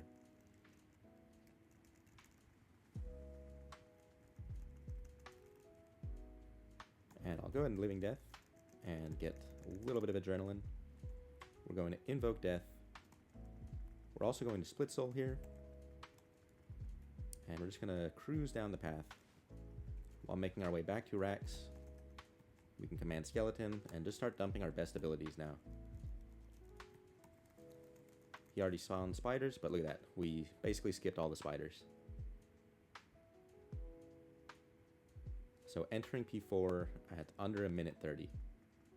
It would take a colossal throw not to get this kill in under 3 minutes. I'm going to invoke Death and command my Skeleton. We do want to be careful on this phase if he summons spiders, but we have plenty of time. So now that we're under 50k, he won't even summon any spiders, and we can just do our best abilities. And there you have it, Araxxor in under 3 minutes. I'm not going to showcase 200% in rage, as it really only means doing 10 kills in one day, and I trust that you can do 10 kills of Araxxor. Alright, for Lumbered Strikes Back, you'll want a gear setup that looks like this, with full bronze armor in the main 3 slots, and a bronze crossbow. We'll be using diamond by criminal bolts, and a Wendbook. Wendbook will be doing a lot of damage for us. And having an SGB EOF really helps a whole lot. We're also going to be taking a ton of extra food, and ideally we're doing this when the minion path is closed. Doing Darkness Path is going to save us from having to do an extra 100,000 damage. So go ahead and start a private encounter. Jump down, and like I said, we're going to be taking the bottom path.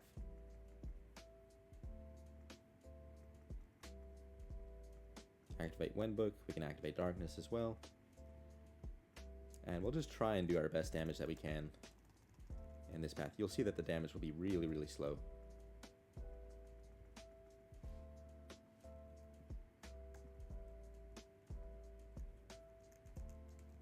But things like SGB, Deadshot, all of these are our friend.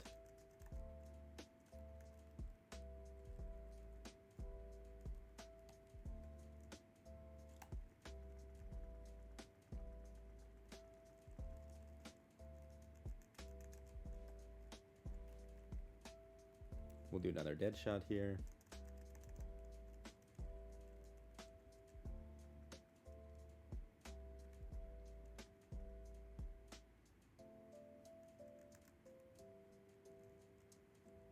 And we can even get another SGB off before the path fully burns.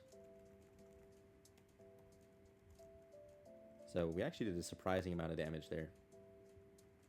I'm pretty happy with that. We'll go ahead and enter the path. Don't need to dilly-dally too much. We have plenty of time to do all of our damage in the third phase. Again, doing light path is really good because it skips you having to do this extra 100k HP that you would have to do if you're doing minion path or the acid path.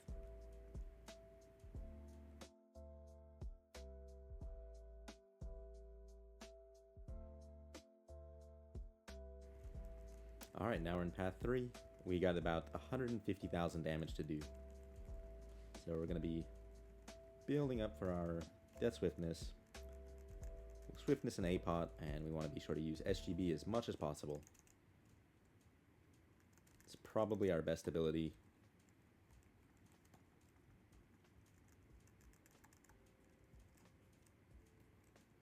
Here I'll even... Oh, I actually brought the wrong Essence of Finality. I thought I brought my ECB amulet. That's alright though. We'll get a dead shot going. And just working our way through this slowly but surely.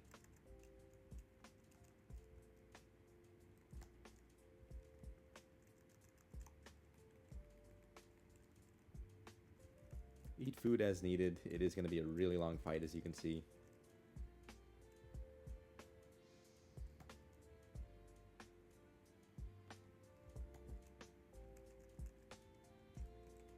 Anytime you see that your SGB is off cooldown, make sure you're using that.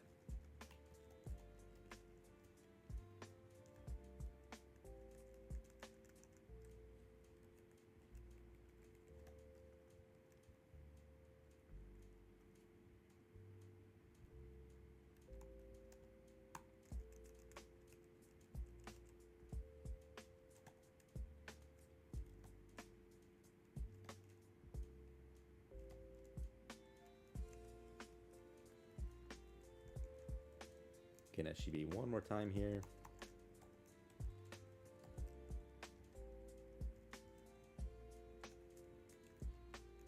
And ideally I am going to want to go into P4 with full adrenaline so I can start with the Death Swiftness. Want to be careful of that insta-kill spider. And there we go. There's the first 3 phases done, so now arguably on to the hard part.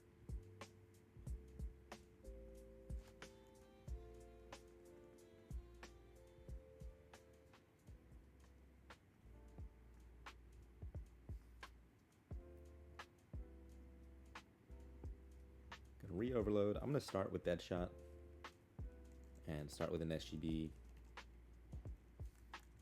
And just making sure that I'm doing my prayer flicks properly. That way I take less damage. Building back up to a Death Swiftness. I'm going to anticipate as well so I don't get dragged. Uh-oh. Looks like we got a far way to go for the light. That'll save us a lot of damage. Alright, gonna go ahead and Death Swiftness.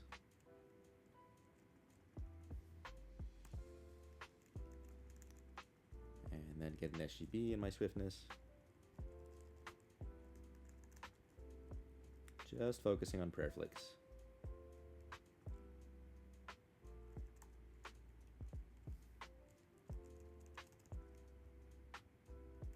Once we get to 25k HP, the dark core is going to come out, so want to make sure that you have all your food, all your panic buttons ready. Be ready for the hard part.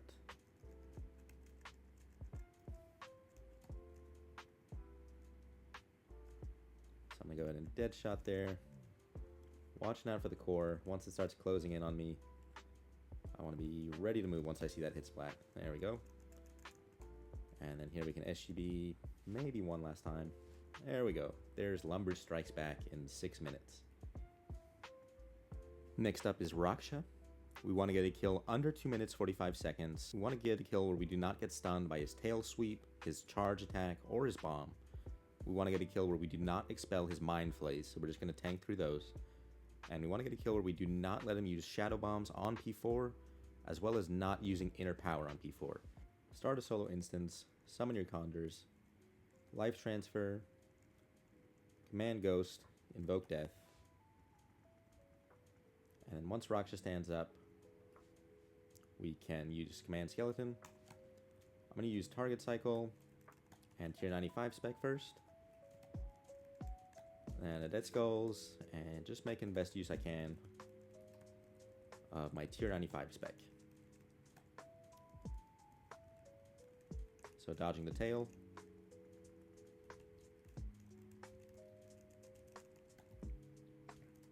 I'll bloat here.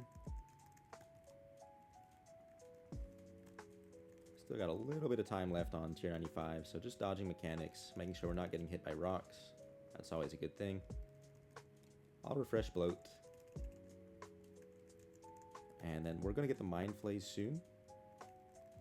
So when we get those, we're not going to want to do anything about them.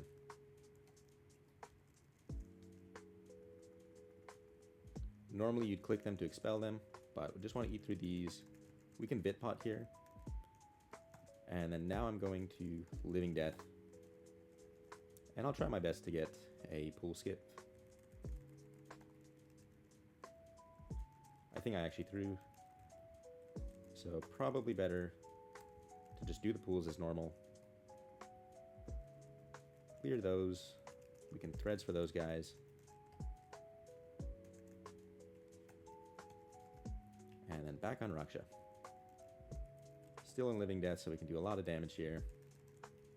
Not expelling the Mind Flays once again, just eat through these. And we're not going to be using action button on P4.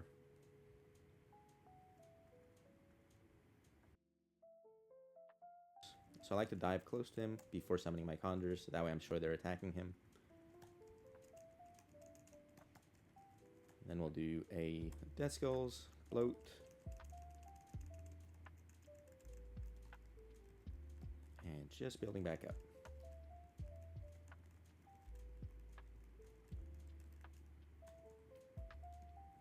I'll do Split Soul and go into tier 95.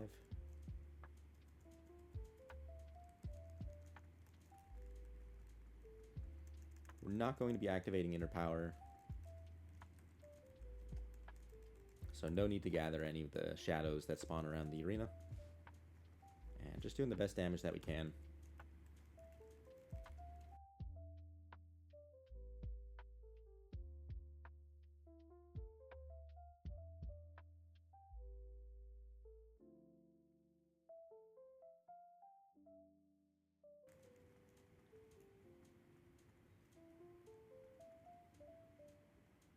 Same as before, can't hurt to have full stacks at the start of the fight. Can get those at the Wars dummies. Rejoin the instance, summon your conjures, extend them, command Ghost, invoke Death, and then surge up to Raksha.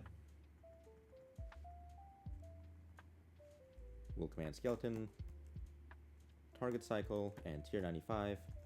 We'll do Death Skulls, Bloat, and then dump our 5-stack volley.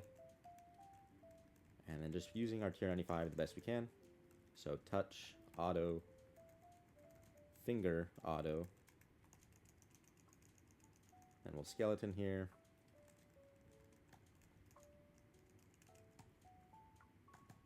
Can go ahead and Living Death now at the start of P2. And just do our best Living Death.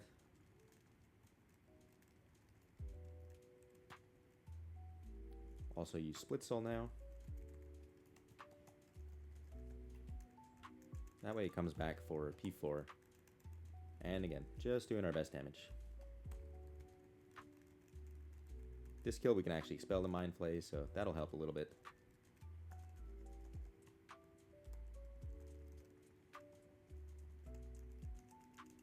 I'm not going to get a pool skip here. So I'll bloat this pool. Threads these guys.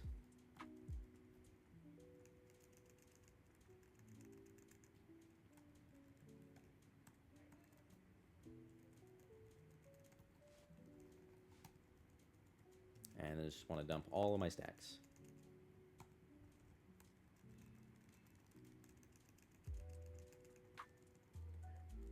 We don't get to keep our stacks in the phase transition, so just dump everything you have.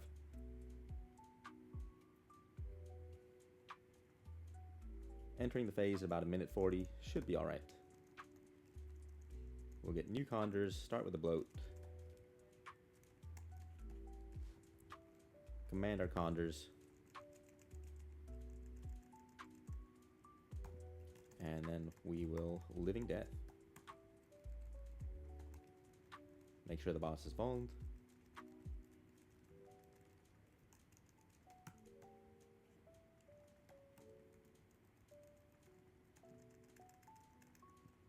Alright, we'll try and gather some of the shadows around. That way we can activate the button. Split soul. And dump everything we have.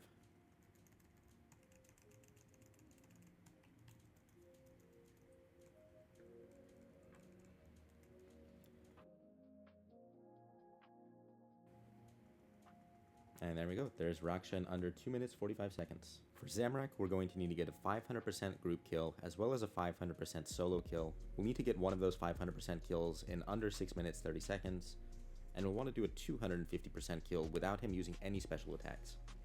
So let's start with the 250% kill, not getting any specs. Our strategy for this is going to be to take it nice and slow, and to use Sunshine and FSOA on every single pad.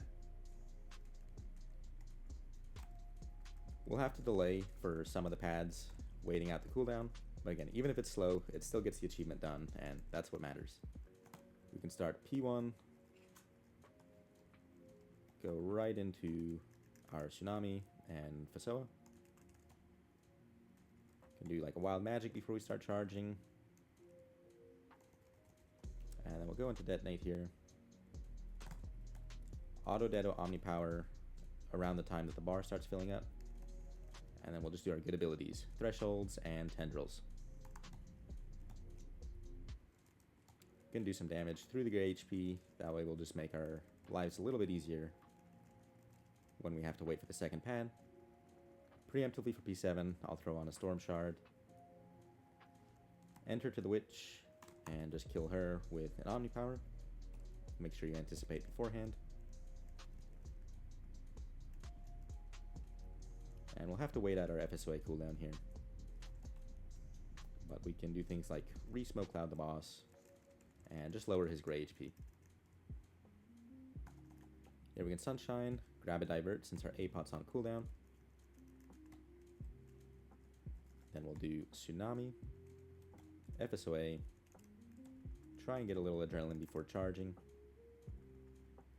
Enough that we can do Detonate and Omnipower ideally. So Detonate Omnipower, I'll do G-Staff there, and Tendrils.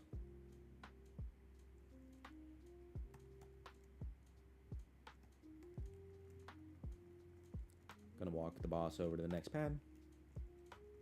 And again, I can do a Storm Shards preemptively for P7.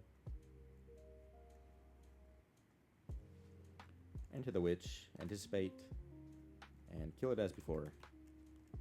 Just an Omnipower and a couple basics. Again, we'll have to wait out our cooldown for FSOA.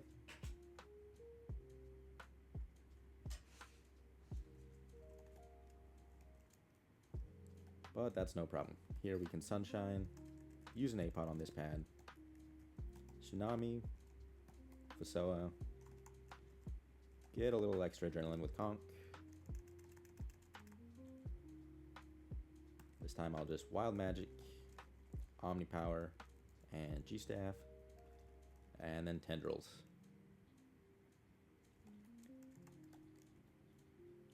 That'll give us some fine damage through the gray HP. And we can just walk him over to the next pad.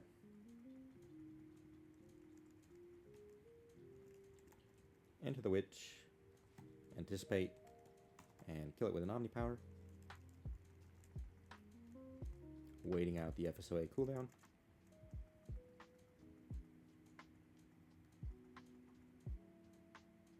I'll wait in Inverness as I take less damage, just makes it a little bit easier. Around the time it's about 5 seconds. Good time to hop out. I'll do Sun and Divert, since we don't have APOT this pad. Tsunami, Fasoa, and hope that you build back good adrenaline with some crits, so that we can do Detonate. Auto Dedo Omnipower, and then Tendrils.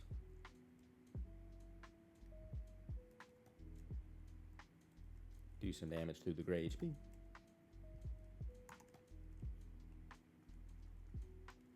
Can get another Storm Shard on there. And time for the Witch.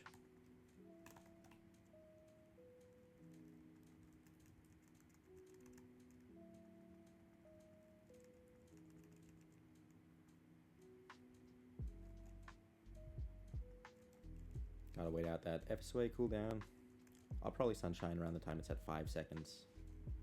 I'll get one more Storm Shard on there.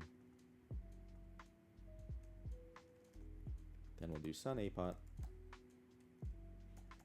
Tsunami, Fasoa, Concentrated Blast, and then Dedo Auto Omnipower around the time that the bar is filling. And there you go, there's a ton of damage on Zamorak. No chance he can do any specs on us.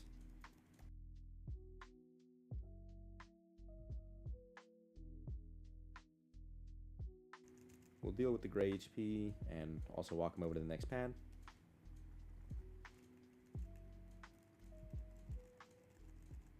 Gonna get one more Storm Shot on him.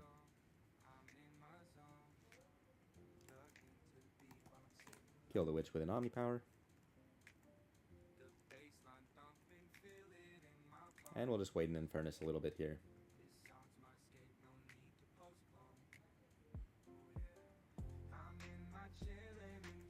For this next pad, I'm going to do a little bit of a different order. I'm going to do FSOA, build back up the Sun, and then do a Tsunami in my Sunshine. That way my FSOA will be back for P7.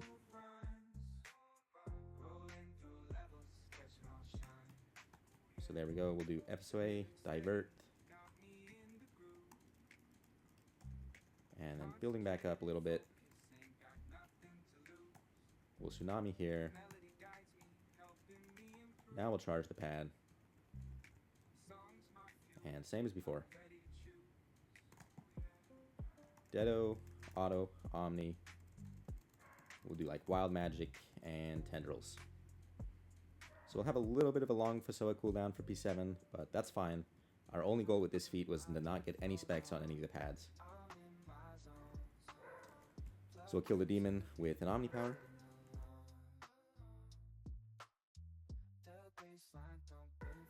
We can Smoke Cloud Zamorak. Can Sunshine, Apot, kill the first rune with Tsunami. And we'll go to the back rune. Our FSOA is back, so we can do FSOA. Kill that with Concentrated Blast. Whoops. And just kill Zamorak. And wear our Ring of Death that we need to.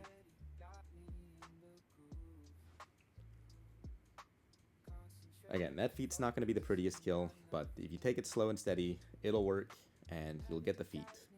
Nate, switch to Exsanguinate. Dedo Auto Omnipower. And then I'll do an Armadil Staff there. Start Tendrils. Try and do as much of the damage in the gray HP as I can.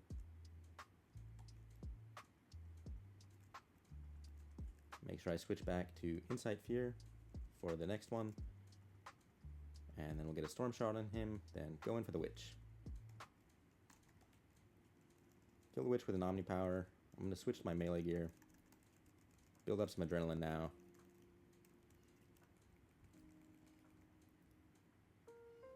And then since Vestments go past 100 Adren, I'll try and get that there. I'll use Berserk, Divert, Barge. I'll do one ability, Bleed Assault, Chaos Roar, Overpower, Lang Spec, and then just try and do my best damage with my Zerk. Do Destroy.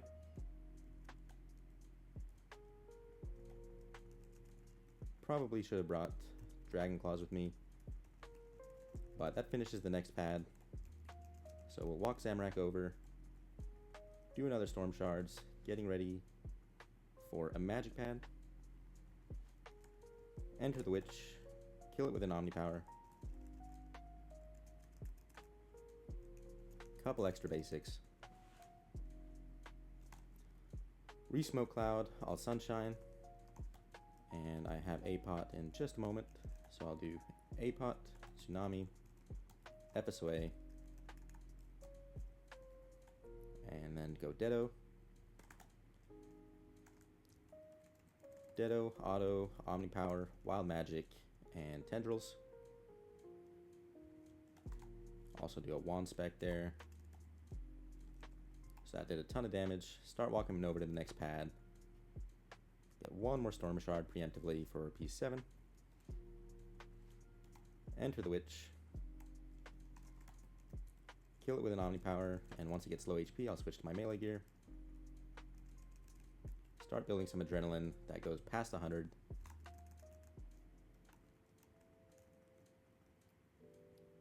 Try and position myself so Zami is close.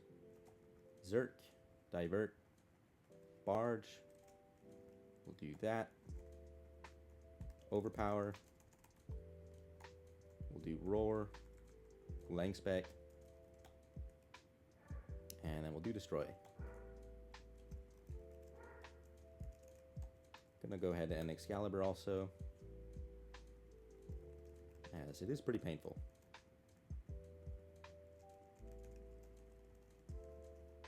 Switch back to my magic gear. Enter the Witch. Kill it with an Omnipower. Couple basics.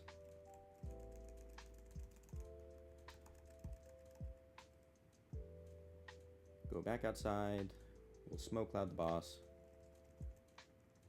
We'll do another Storm Shard, and then Sun, Divert.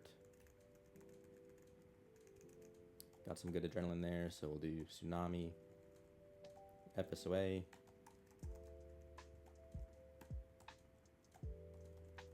Have to do Wild Magic there. Do Omnipower and then Tendrils. Hopefully we get no specs.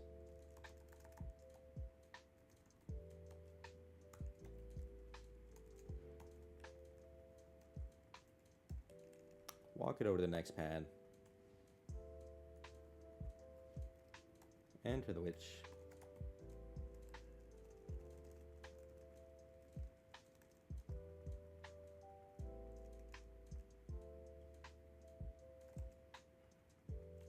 And this pad I'm just going to stun right away. Can Divert as well.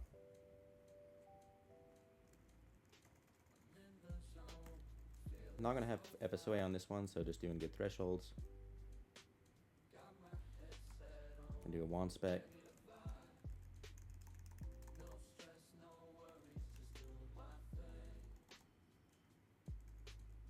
One more Omnipower. There we go. Entered P7. We got about a minute 20 to kill P7, so I feel like we should be good to go.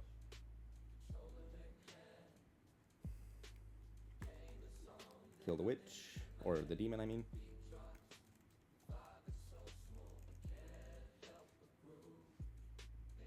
We'll go ahead and Sun, APOT, Smoke Cloud.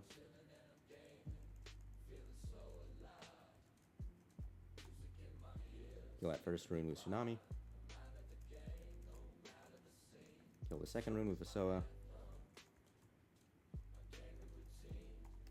And then just big damage on Zamorak.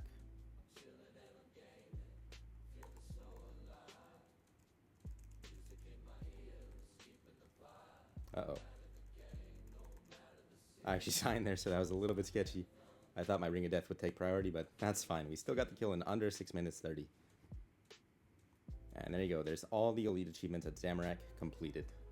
Alright, for Vorkath, we got to get a hard mode kill in under 5 minutes. We have to get a normal mode kill in under 4 minutes, and we also have to get a normal mode kill with getting a flight skip, so we'll do those two together. We have to avoid poison damage, and we have to avoid bone spike damage. So let's start with the normal mode flight skip. Alright, start the instance. Summon Condors, life transfer them, command your ghost, invoke death. We're going to start by killing this zombie. We'll try not to use Death Skulls, as we'll want to save that for Vorkath. You can use a tier 90 spec, though, to speed it up a little bit.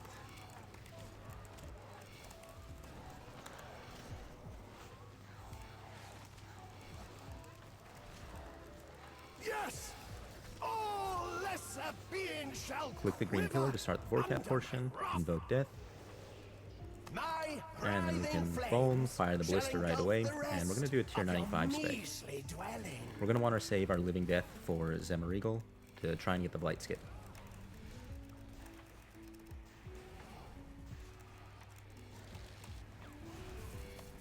So just doing our best damage with the tier 95.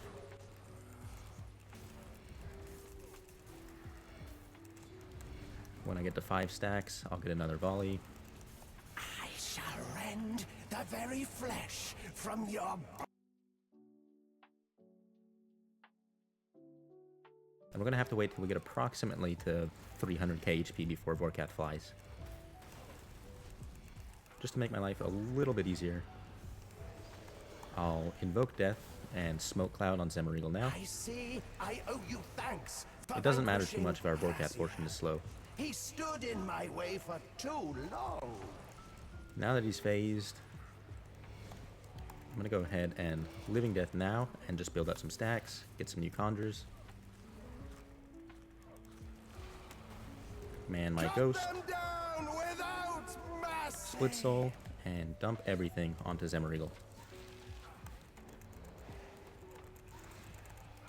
Get both my weapon specs off.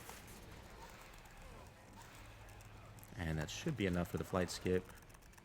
There we go. So that'll complete the 4-minute kill requirement as well as the flight skip requirement. Alright, start the hard mode instance. Summon your conjures. Life transfer, command ghost, invoke death, command skeleton and start at the same time. Surge, target cycle, death skulls, foam, fire the ballista, and then I'll also 5-stack volley. I'll apply bloat and then build back up to living death. Pray flick the mage hit, living death.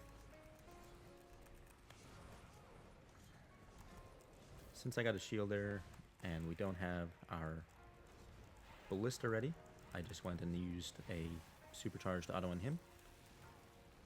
Dodge the bone spikes by bladed diving towards the center. And then I'll split soul here on my second death skulls and activate my undead sigil.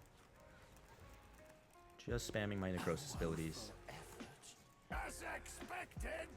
Once death skulls runs out, I like to tier 95 spec. I'll also tier 90 spec and then put on my salve amulet again. And just try and do the best damage I can with the tier 95 spec. Revuln the boss. You can try and res the mage hit. As you can see, I got a really big heal there. Really nice. I'm gonna try not to use the ballista, as it's pretty close, so I'll just target this guy. And still just trying to do some good damage here until we're onto the flight portion. So now we'll just try and do as much damage as we can to Zamorak. We'll death mark him. 5-stack volley. Time to get new conjures. And we don't have to do too much damage to Zamorak. But here we can use Threads of Fate if there's enough monsters around. That can give us another volley. So we can do Threads and then a volley. Pray flick the mage hit again. Make sure to switch back to my salve amulet. I'll do a bloat. And then I'll go into another tier 95 spec. Just doing my necrosis abilities with my tier 95. Anticipating. Diving to the center from that frost attack. Walking away from the bone spike attack. A lot of minions out so I can use the ballista. I'll do death skulls. And now we'll build up for our living death one more time. Step away from the poison.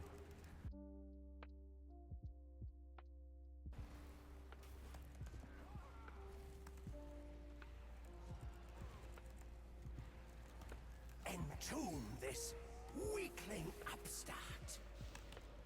So unfortunately I didn't step away from the poison, but we killed Vorkath there. Should be good on the bone shields. And now we just gotta focus on Zamorak, so we can get new conjures. We can use the ballista, that'll still do 10k damage on Zamorak. Must I be forever plagued by lesser beings? And then I'll go ahead and Split Soul. And let's use a tier 95 spec. Fire my 5-stack volley. Use my necrosis abilities. And then we'll weapon spec with EOF. And there's a sub 5 kill. We'll have to do one more kill where we don't get touched by the poison. It was a little bit of an unlucky spawn. Spawning directly under us.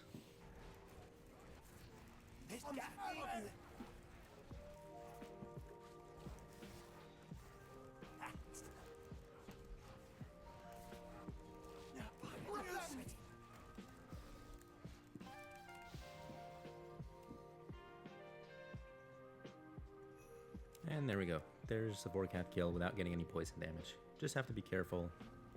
For Kerapac, we want to get a normal mode kill in under 1:30 and a hard mode kill in under 6 minutes. We want to get a kill where we don't get hit by lightning and where we don't let him jump more than 1 time per phase. We also want to do a kill where we get hit by the 3 lightnings within 3 seconds. And lastly, we want to do a kill without time warp. So let's start with a normal mode kill in under 1:30. To start, enter the instance, make sure it's set to 1.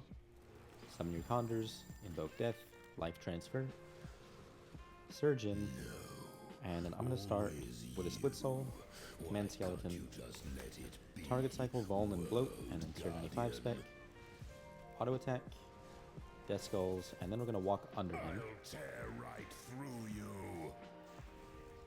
That'll finish the first phase. Here we'll get ready to use time warp. So time warp, living death, and then go into a death skulls, finger, and weapon spec. Walk under, and that should finish the second phase, just about.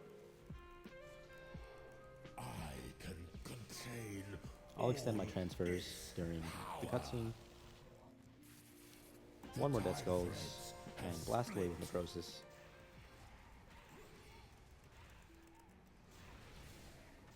I'll do my 5-stack volley, walk under, and then living death one more time. It's going to be the final phase here, so might as well split soul. Death skulls, and then 2 fingers, should be a sub 1:30. There we go, nice and easy. For this next kill, we won't use time warp, and we'll get hit by the 3 lightnings within 3 seconds. That'll come into play on phase 3. So same start as always, conjures, good abilities, vuln the boss, split soul, and then we'll do tier 95. Auto death skulls, and we'll do like auto touch. We'll do auto finger auto. And then we'll do a tier 90 spec.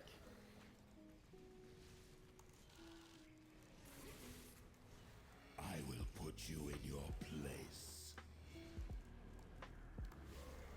Again, doesn't matter if he jumps during this kill. We're going to get that feat in a separate kill.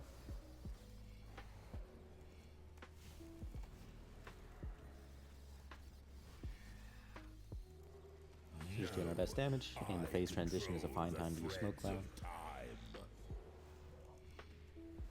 The time threads have split.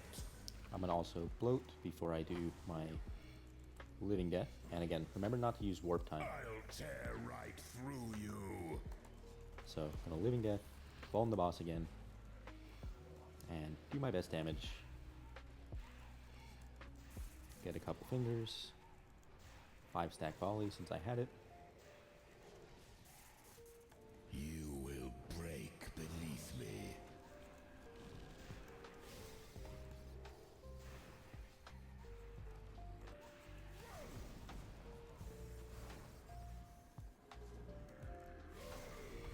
I can contain all its power. Can extend conjures one more time. Phase 3, since we're not using warp time, we'll do another tier 95 rotation. So tier 95 spec, auto, and you always want to auto after doing a necrosis ability. So death skulls auto, touch auto, finger auto, just keep cycling it like that. I'll do a finger, auto, 5-stack volley, and then a weapon spec from the EOF. Since my zombie's close to expiring, I go ahead and explode him. Did just about 10,000 damage. And then we'll summon new Condors.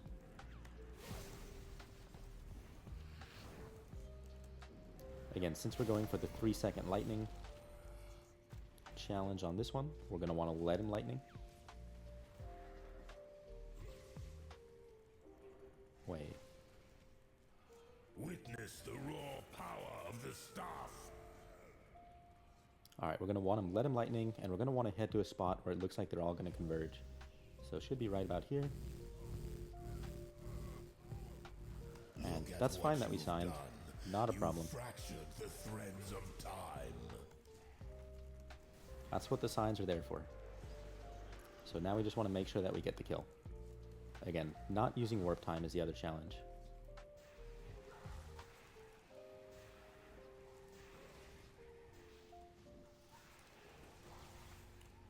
And then just going around using Invoke Death on every one of these echoes.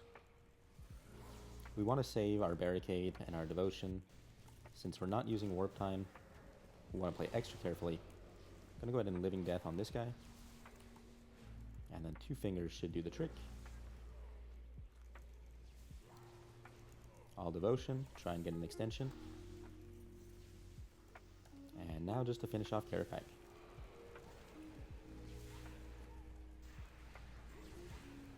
We can just play it very safe if we wanted. We can use Reflect or Resonance, any defensives that will help us live.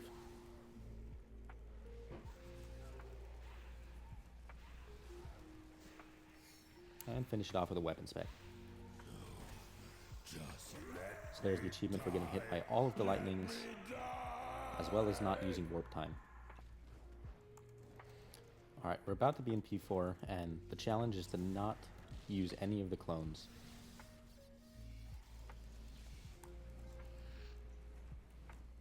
Look at what you've done. So still, we want to invoke all of them, and take this chance where you're not getting attacked by all of them at once to use Split Soul, as we're going to be doing reduced damage by quite a bit.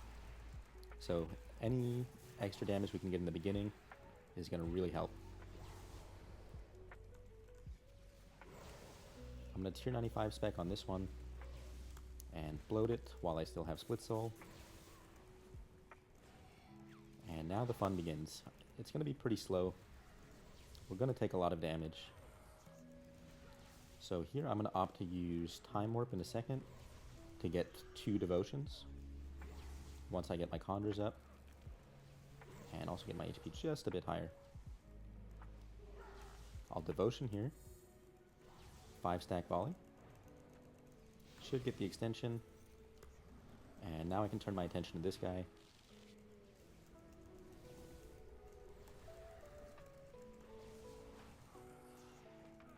If I need to, I can use Devotion once again, which I probably will. We'll use it there. 5-stack volley, I'll Skeleton, and I'm probably even going to use Barricade. So I'll Barricade, get a bloat, and since I'm barricaded, I can use Soul Split freely. Hopefully I finish this guy off. There we go. That's all of the echoes done. And now we just focus on Kerapac. You can use any defensives you might want. Debilitate, Reflect, anything to keep you alive. No sense in throwing the kill now. But just unleash all of your best abilities. And there you go. That's Kerapac without entering any of the echoes.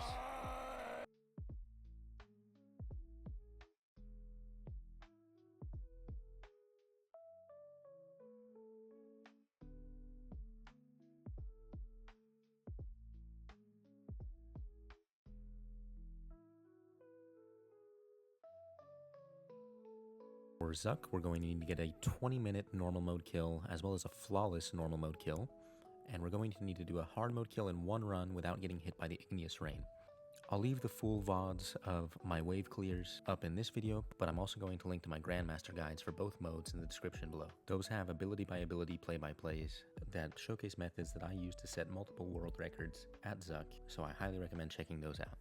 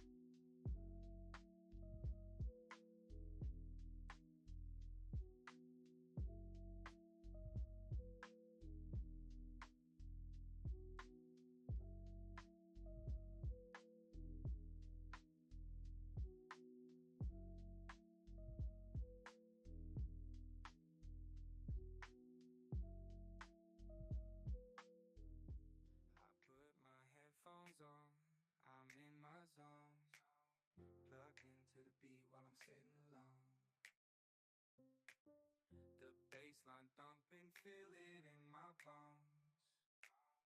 This song's my escape, no need to postpone.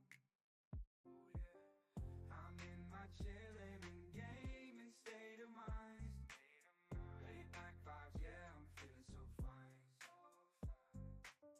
This track's my jam, it's got that smooth runs.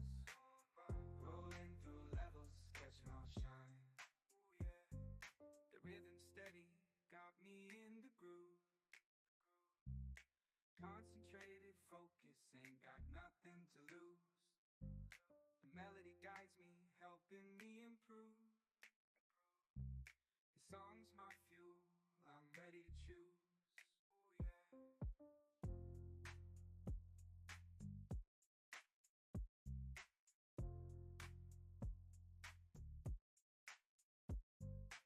yeah. I put my headphones on, I'm in my zone.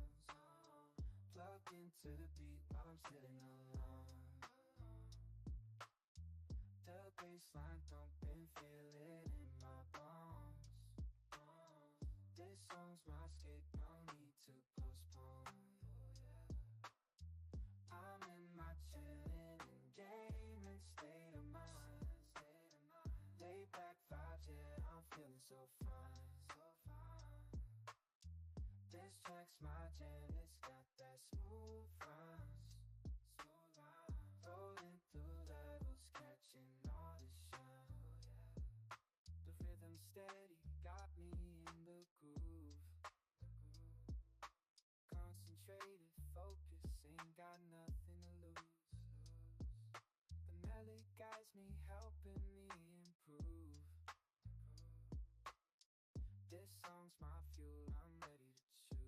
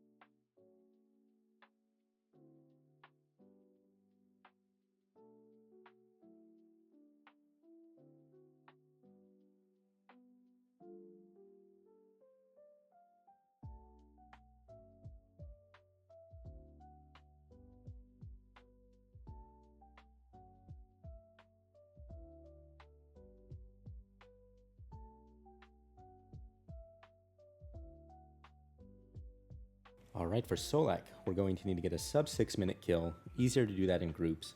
We're going to want to get a kill where on P1 we take all the pads and absorb them so that they don't explode. And we also want to do a kill where we leave all the pads so that they do explode. We want to get a kill where we don't let any lashers spawn. We want to siphon all of the blight from a storm on one kill, and we want to do a storm skip on another kill. We want to do a kill where we do not cleanse at Merethiel, and also a kill where no one uses Nature's Blessing. And we'll siphon all the blight from the storm. So I'm just going to do it in solo. Would probably be a little bit easier in a group, but that is fine. I'll do Skeleton, Divert, start the kill, Death Skulls, couple abilities for my Living Death. Go to Living Death, and we're going to have to take this pad. Get off my Death Skulls first, though. Pretty far away. I'm trying to keep my skulls still bouncing, so try not to run too fast. But there we go. Take the pad. I'm going to Split Soul.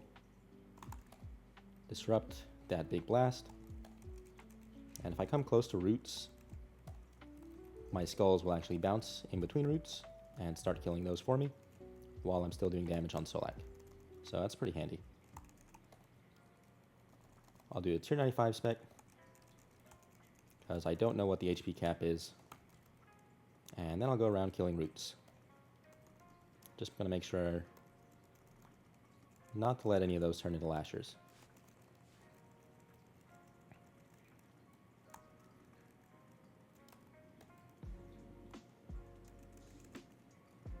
Back on Solak. We got roots, so I'll just dodge those by walking away. Again, not sure what the HP caps are. Looks like we capped the HP.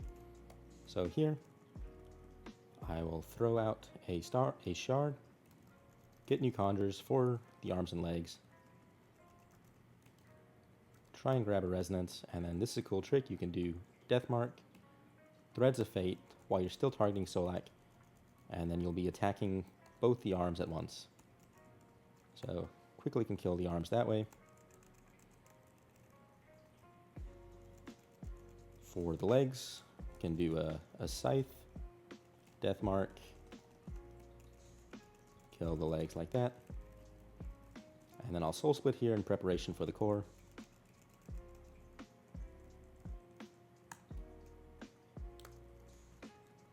Oops.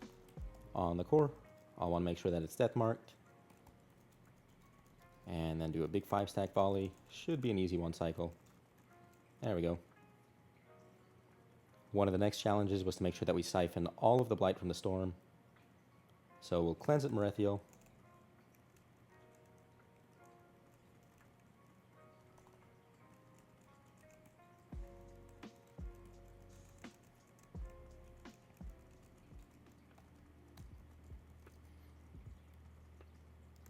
One of the challenges was to do a storm skip and not to cleanse at Merethiel, so that's what I'm going to do in this solo kill.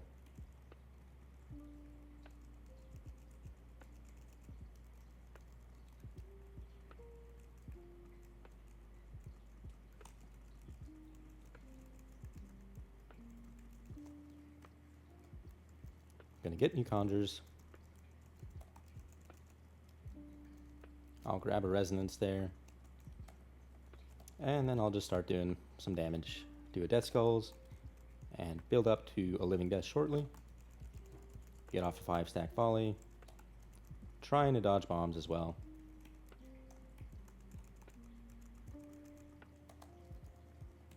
Go into Death Skulls. And then I'll Split Soul as well. Try and do some more damage. Good time to use Excalibur here, as this can definitely hurt when you're storm skipping. I'm also going to do the feat where I don't use the Nature's Blessing.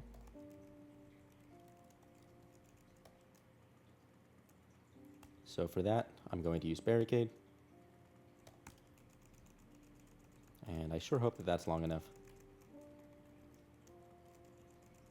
That's 2 hits, 3 hits,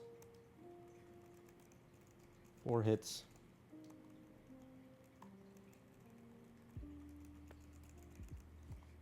That works. Go ahead and do one more Death Skulls.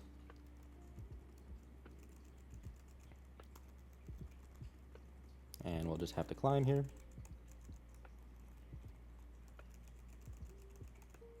Not a problem. Looks like we finally got the HP cap there.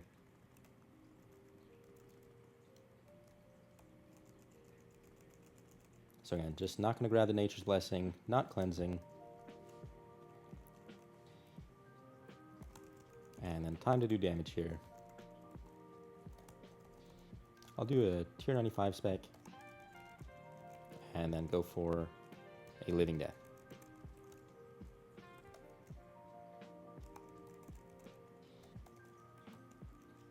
I'm going to try and save my A-pot though for the final phase.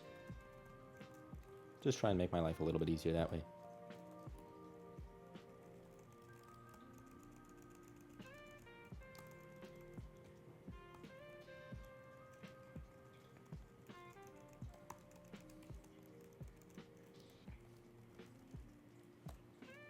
I'll make sure to stun it here using Soul Strike. And let's see, I think the HP I'm going for is 200k HP.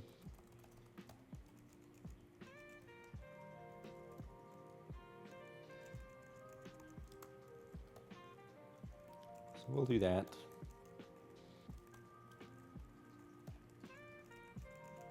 Re-overload.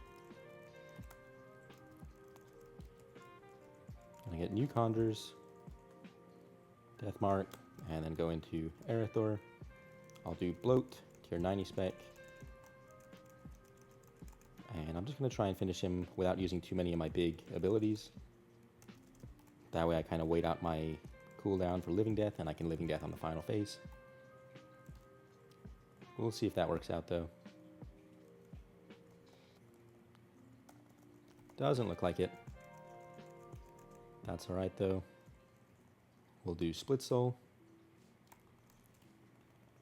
Bloat in Advanced, Command Ghost, Fire Death Skulls, 5-stack Volley, Finger of Death, tier 95 weapon spec, Auto Attack, and EOF spec. And there we go. So I'll do Divert, Skeleton, Start, and Skulls. Couple abilities till I get my Death Skulls. Living Death, and then when that pad pops, I'm just going to Vitality Potion. Go into Split Soul to do good damage. Gonna do a Death Skulls. Disrupt that attack. And I'll try to position Soul-Aken away so that my skulls are bouncing and also attacking the roots at the same time.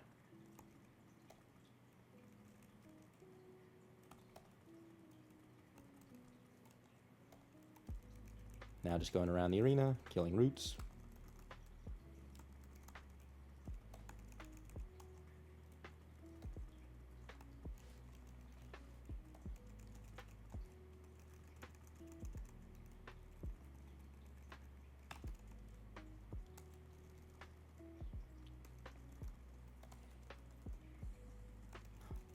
I'll Deathmark each of the arms. 3-stack Volley on this one. Let my skeleton do some work. And same thing here, I'll Vuln this guy. I'm going to want new Conjures here, so I'll get rid of my zombie. Unequip my offhand, get new Conjures, Life Transfer. And then to kill the legs, I'll come stand close. Do 1 Scythe, Invoke Death, and then double Scythe, so that should hit both. Now I'll also preemptively Split Soul for the core. Invoke Death. Death Skulls the core.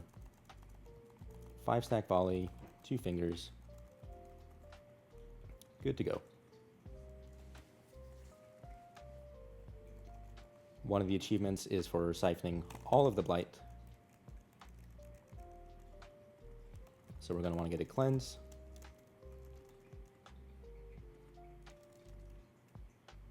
Make sure we get up in the portal and just do our best to spam click.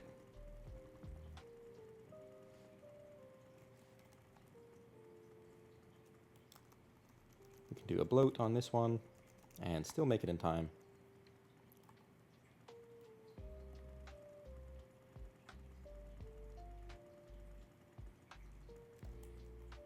That should be enough damage that that'll die on its own and we'll be eligible for that achievement. We'll kill this last eruption here. And time to do our best damage on Solak.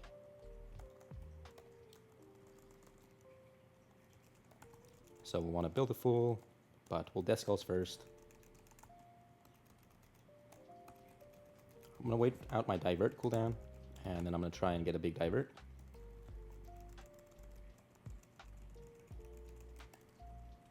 That was pretty good. Now I can go into my Living Death.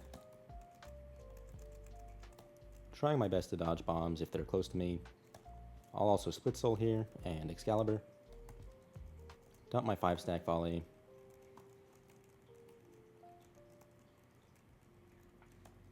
I'm gonna get another Death Skulls off. 2 fingers. This time we're allowed to use the shield, so we'll grab one of those. 1 last Death Skulls. Command Skeleton. Place the shield. Couple more fingers. And then EOF spec. Also will Refresh Bloat and Refresh Fallen. I think it was 800k HP last time was the HP mark. Yep, looks good.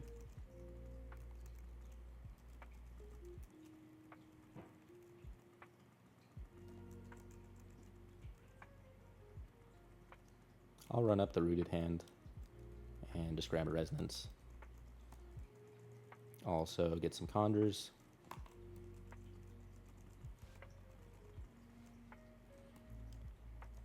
I'll do Split Soul, tier 95. Skulls, auto, touch, auto, finger, auto, finger, volley. We'll do bloat, auto, finger, auto. Once we get 5 stacks again, we'll do a big volley, saving our tier 90 spec so that we can stun him here. And I think we gotta get to 200k HP.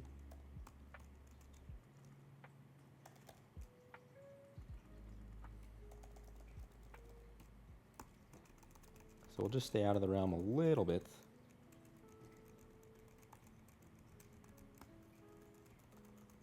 And we'll go into the realm here. Death Skulls on Araxxor.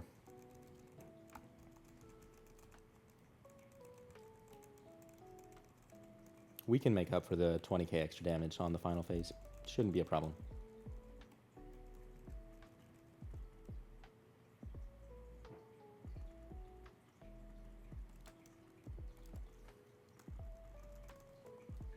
You can use this time to Smoke Cloud, Split Soul, Skeleton, Death Skulls, tier 95 spec, auto, finger, 5-stack volley. We'll do another finger and then EOF spec. And there you go. That should be all the mechanical achievements at Solak for the Elite tier completed. And lastly, I'll just let a duo clip play where we got the sub 6.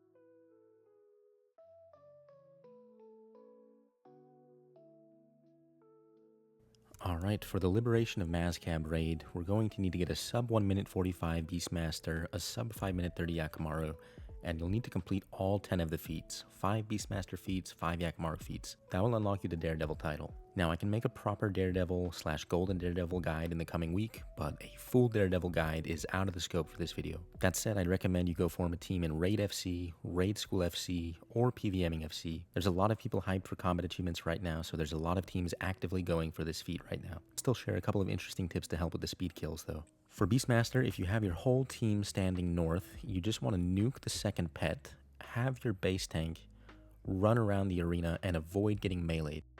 So long as you never get meleeed, the third pet will never spawn.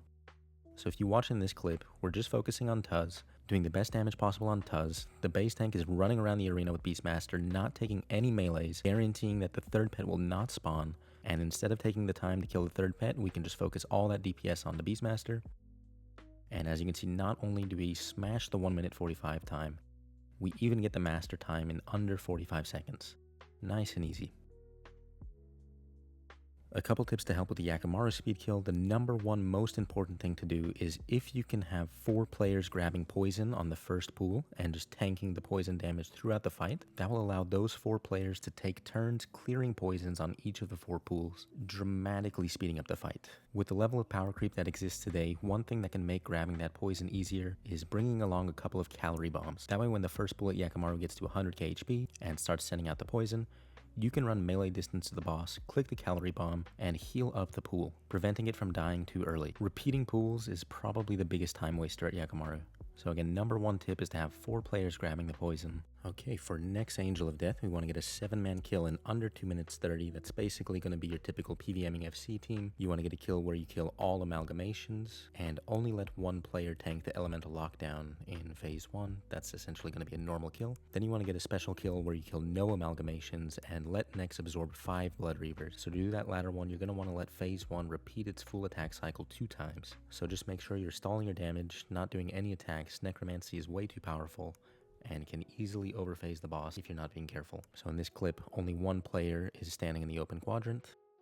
In this clip, someone is using Threads of Fate to kill the amalgamations.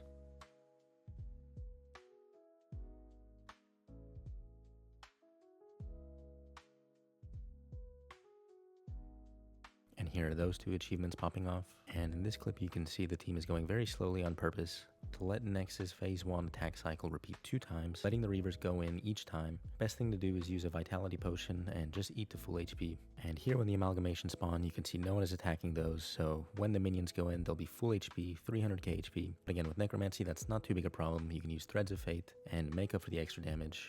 Nice and easy. Here's a clip of those achievements registering.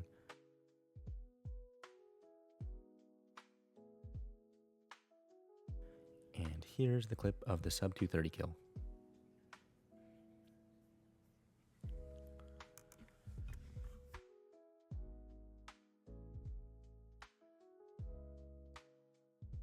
For hard mode Virago, we need to get a kill in under 14 minutes. We need to do a trio hard mode kill, and we need to personally maul phase 11 in hard mode to unlock the defeater title. If you do your hard mode kill before normal mode with a relatively fast team like this, you'll knock off a lot of the phase 3 normal mode achievements as well.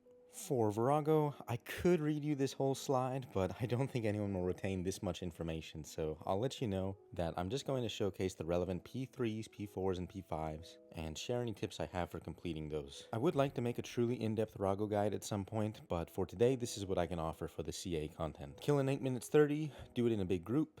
For the Tanking the Waterfall achievement, one tip that can help you with this and any of the tanking mechanic achievements is to use Shield Dome. That will block a large amount of the damage that you take, and you can also bring a Vitality Potion to double your life points temporarily. Lastly, the 35-second climb. Contrary to popular belief, you do not need an acceleration potion to complete this. Although that can be helpful, you can get the time by simply using this cool diagonal bladed dive. You want to be sure you're clearing the bleeds on tick throughout the fight.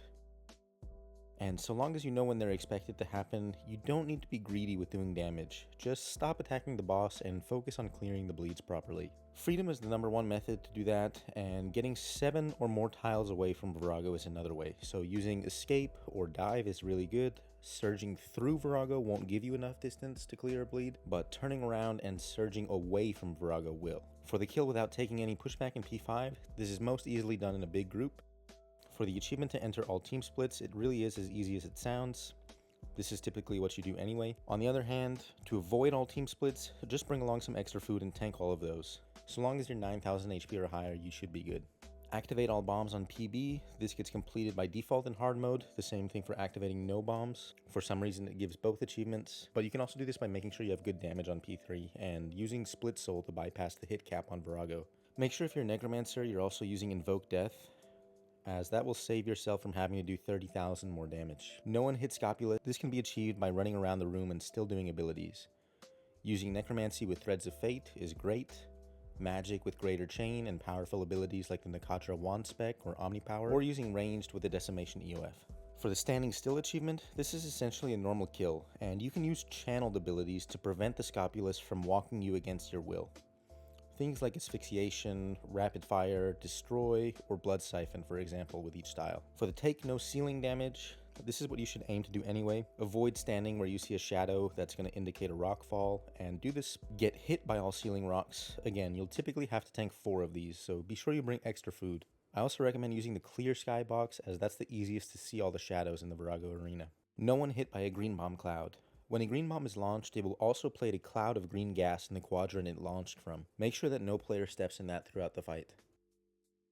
Take 5,000 damage from the green bomb cloud is the other side of this achievement's coin. When you're standing in it, it does anywhere from 800 to 1100 damage at a time, so just stand in this for like 20 to 30 seconds until you get an eligibility message in your chat box. The cloud will also drain your adrenaline and your run energy, so make sure you're not doing this right before a waterfall, or before you need to use a big adrenaline ability like Barricade. For the achievement not to move on Vit phase and one person tanking all the bleeds on Vits, these can be done at the same time. All players should stand melee distance to Virago on phase 3 and just do their best damage. Typically you can kill the phase before a player will even have to take bleeds, but worst case scenario with modern power creep, you'll only take 1 or 2.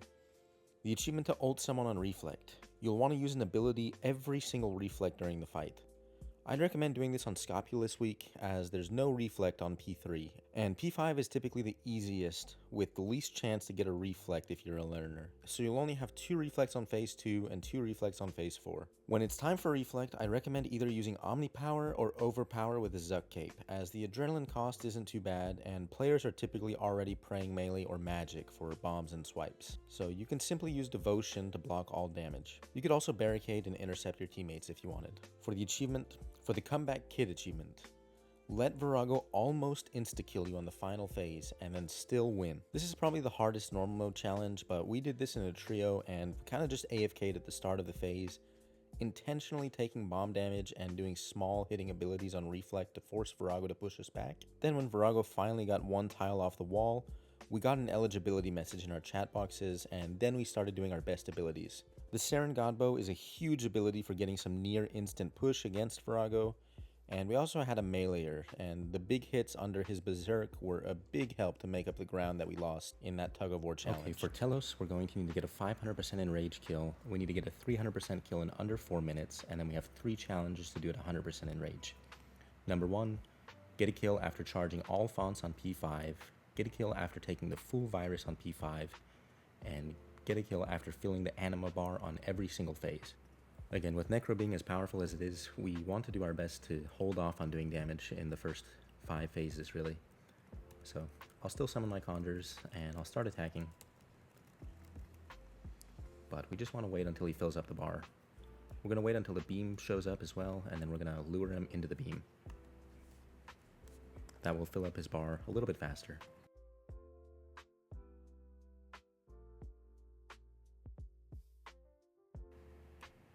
We'll just let him stay in the beam as long as possible.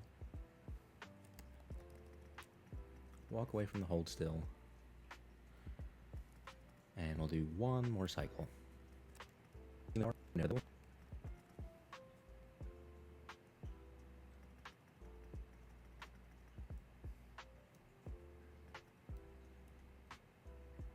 Okay, so the bar is all the way full. He'll lose so much power, we can just disrupt that. Or tank it. Hellhound does a lot of work for us at this enrage. And then we'll just phase the boss.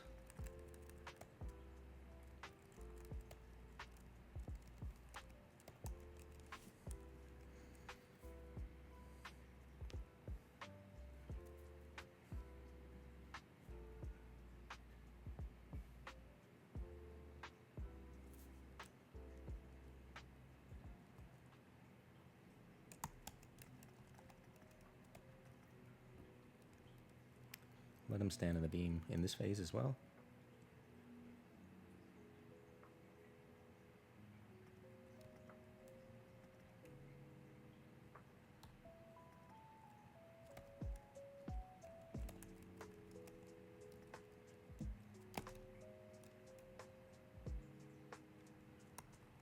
And now I'll get my conjures up. Beam's about to be full.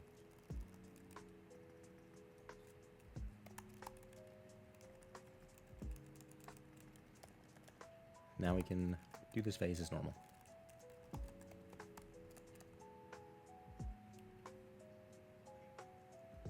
I'm going to split soul since I'm going to be under barricade. And then barricade once the beam is full.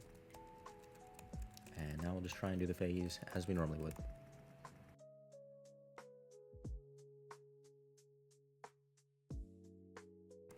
For P4, we'll try and phase him here. It's fine if he does special attacks, we're really not that worried about it, and we'll kill the minions. We want to stay out of the font for a little while. That will increase the bar percentage. That will make his bar fill up a lot faster.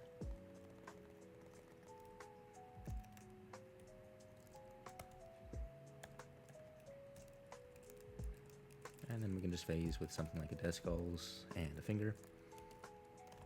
We got the so much power there, so we're good on this phase.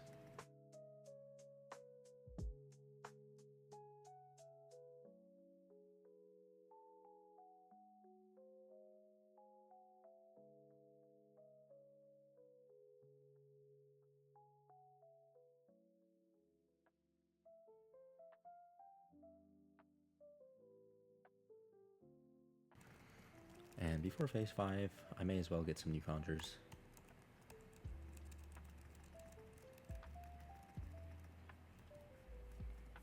For phase 5, we're going to try to tank the full power of the virus. We're going to try to font the minions, and we're going to let his bar fill up all the way, so that we're going to have to do an immortality to clear.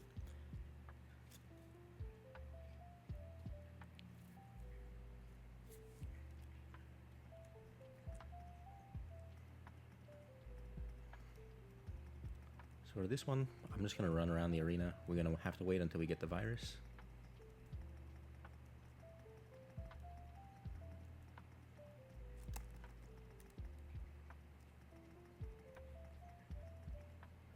So we got a black virus. We're going to want to tank that.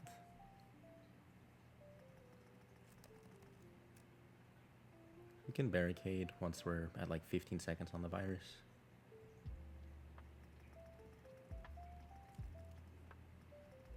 And then we can also take these red golems over to the red font. We'll do threads. And a couple abilities should kill it at this enrage. So we charged up the font. We can use that to skip the insta-kill. And now we can kill the boss.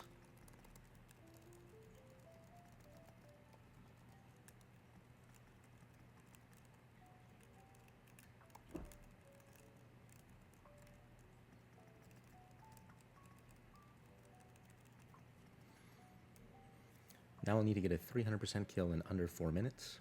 So I'll still be using Necro. It's nice and easy that way. The fight starts, summon the conjures, extend them, command Ghost. Invoke Death actually didn't mean to use that, but command Lord of Bones, command Skeleton, Surge in, I'll split Soul, target cycle, throw a Vuln Bomb and tier 95 spec, and then I'll go into Death Skulls.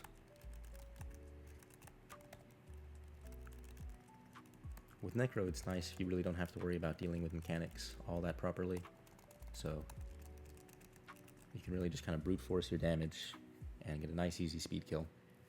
So you can see we finished the first phase in about 20 seconds.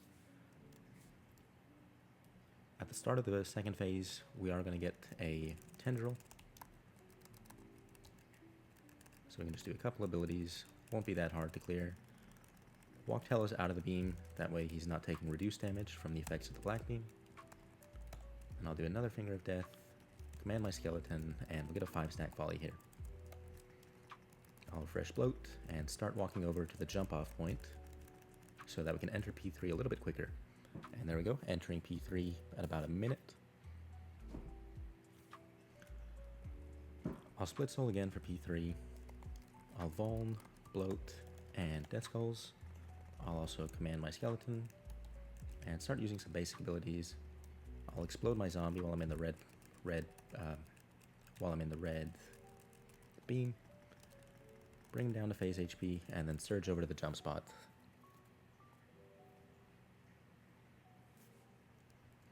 Before, I'm going to use my 3-stack volley and then my tier 90 weapon spec. That'll also stun him and break his freedom. I'll summon new conjures and then I'll do like a double scythe, maybe a couple basics on the anima golems. Just makes my life a little bit easier. I'll Vuln Telos, and then I'll use my volley, command skeleton, and he should be about phased with a couple abilities there. I'll use Threads of Fate on these golems, build up some soul stacks, and then I'll also kill them, which is nice for me. I'll command a skeleton on Telos, throw 5-stack volley, make sure I walk back into the font, and just disrupt if you get so much power. Not a big deal.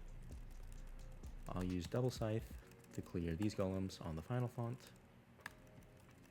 and then I'm just going to want to make sure that the boss is death marked, and I'm going to grab new conjures for the start of phase 5. Any ability to trigger death mark, and we still have about a minute 20 to meet our timer goal. So when phase 5 starts,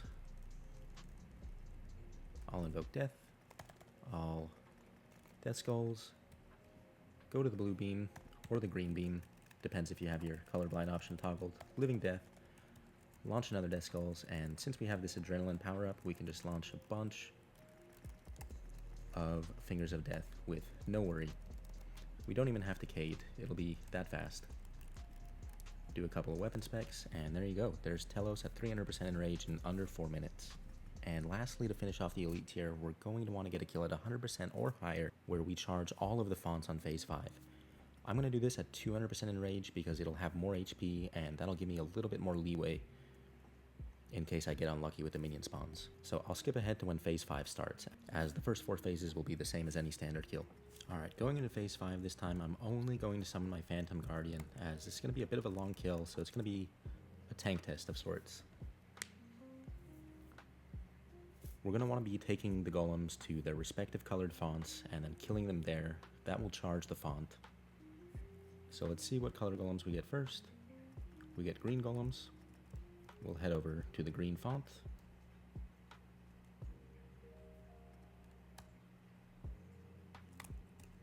And then we'll just kill the golems here.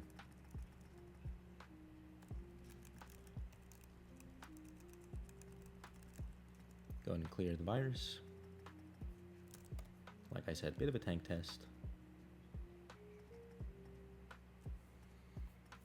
I suppose we can go in the black beam while we're waiting, and that'll just reduce a little bit of damage that we're taking. Once Telos does his insta-kill, we're going to want to run back over to the font and then just click it. That will interrupt the insta-kill. So that's about to happen. I'll summon a new Sanctum Guardian. Click the font, and we've done the green font now, so we got to do the black font and the red font. Let's hope we have good luck with the minion spawns. Alright, so we got red golems next. We'll do the same thing as previously, just with the red, just on the red side. I'll anticipate so these guys don't stun me. Make sure we're close to the font, threads, and kill the golems.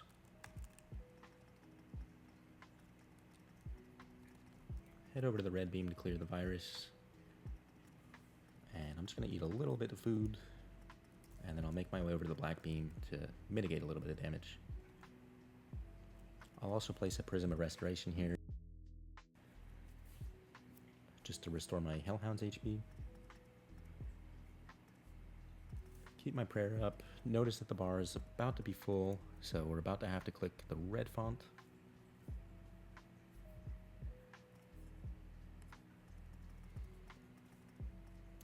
And now we just gotta do it again. Hopefully we get the black font last. I'm not sure if you can actually get duplicates or not with the minion colors, but let's find out. Alright, so we got black golems here. That's perfect. We'll just stand by the font. Threads. Kill these guys with threads and soul sap volley.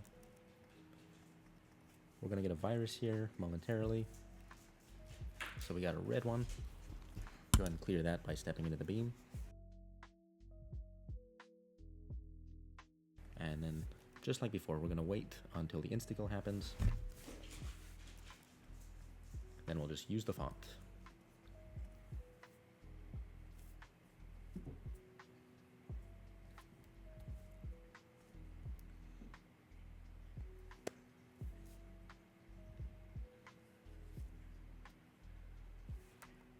I'll also summon my Conjures here, as now we're going to want to kill it. So I'll go ahead and Death Mark, get my Conjures up, go to the green beam, or the blue beam, and just unleash all of my abilities. Kill the boss. And that should be all of the elite achievements completed. There we go. So let's see, that makes me the 19th person in the game to have completed the elite tier of combat achievements. It's pretty cool.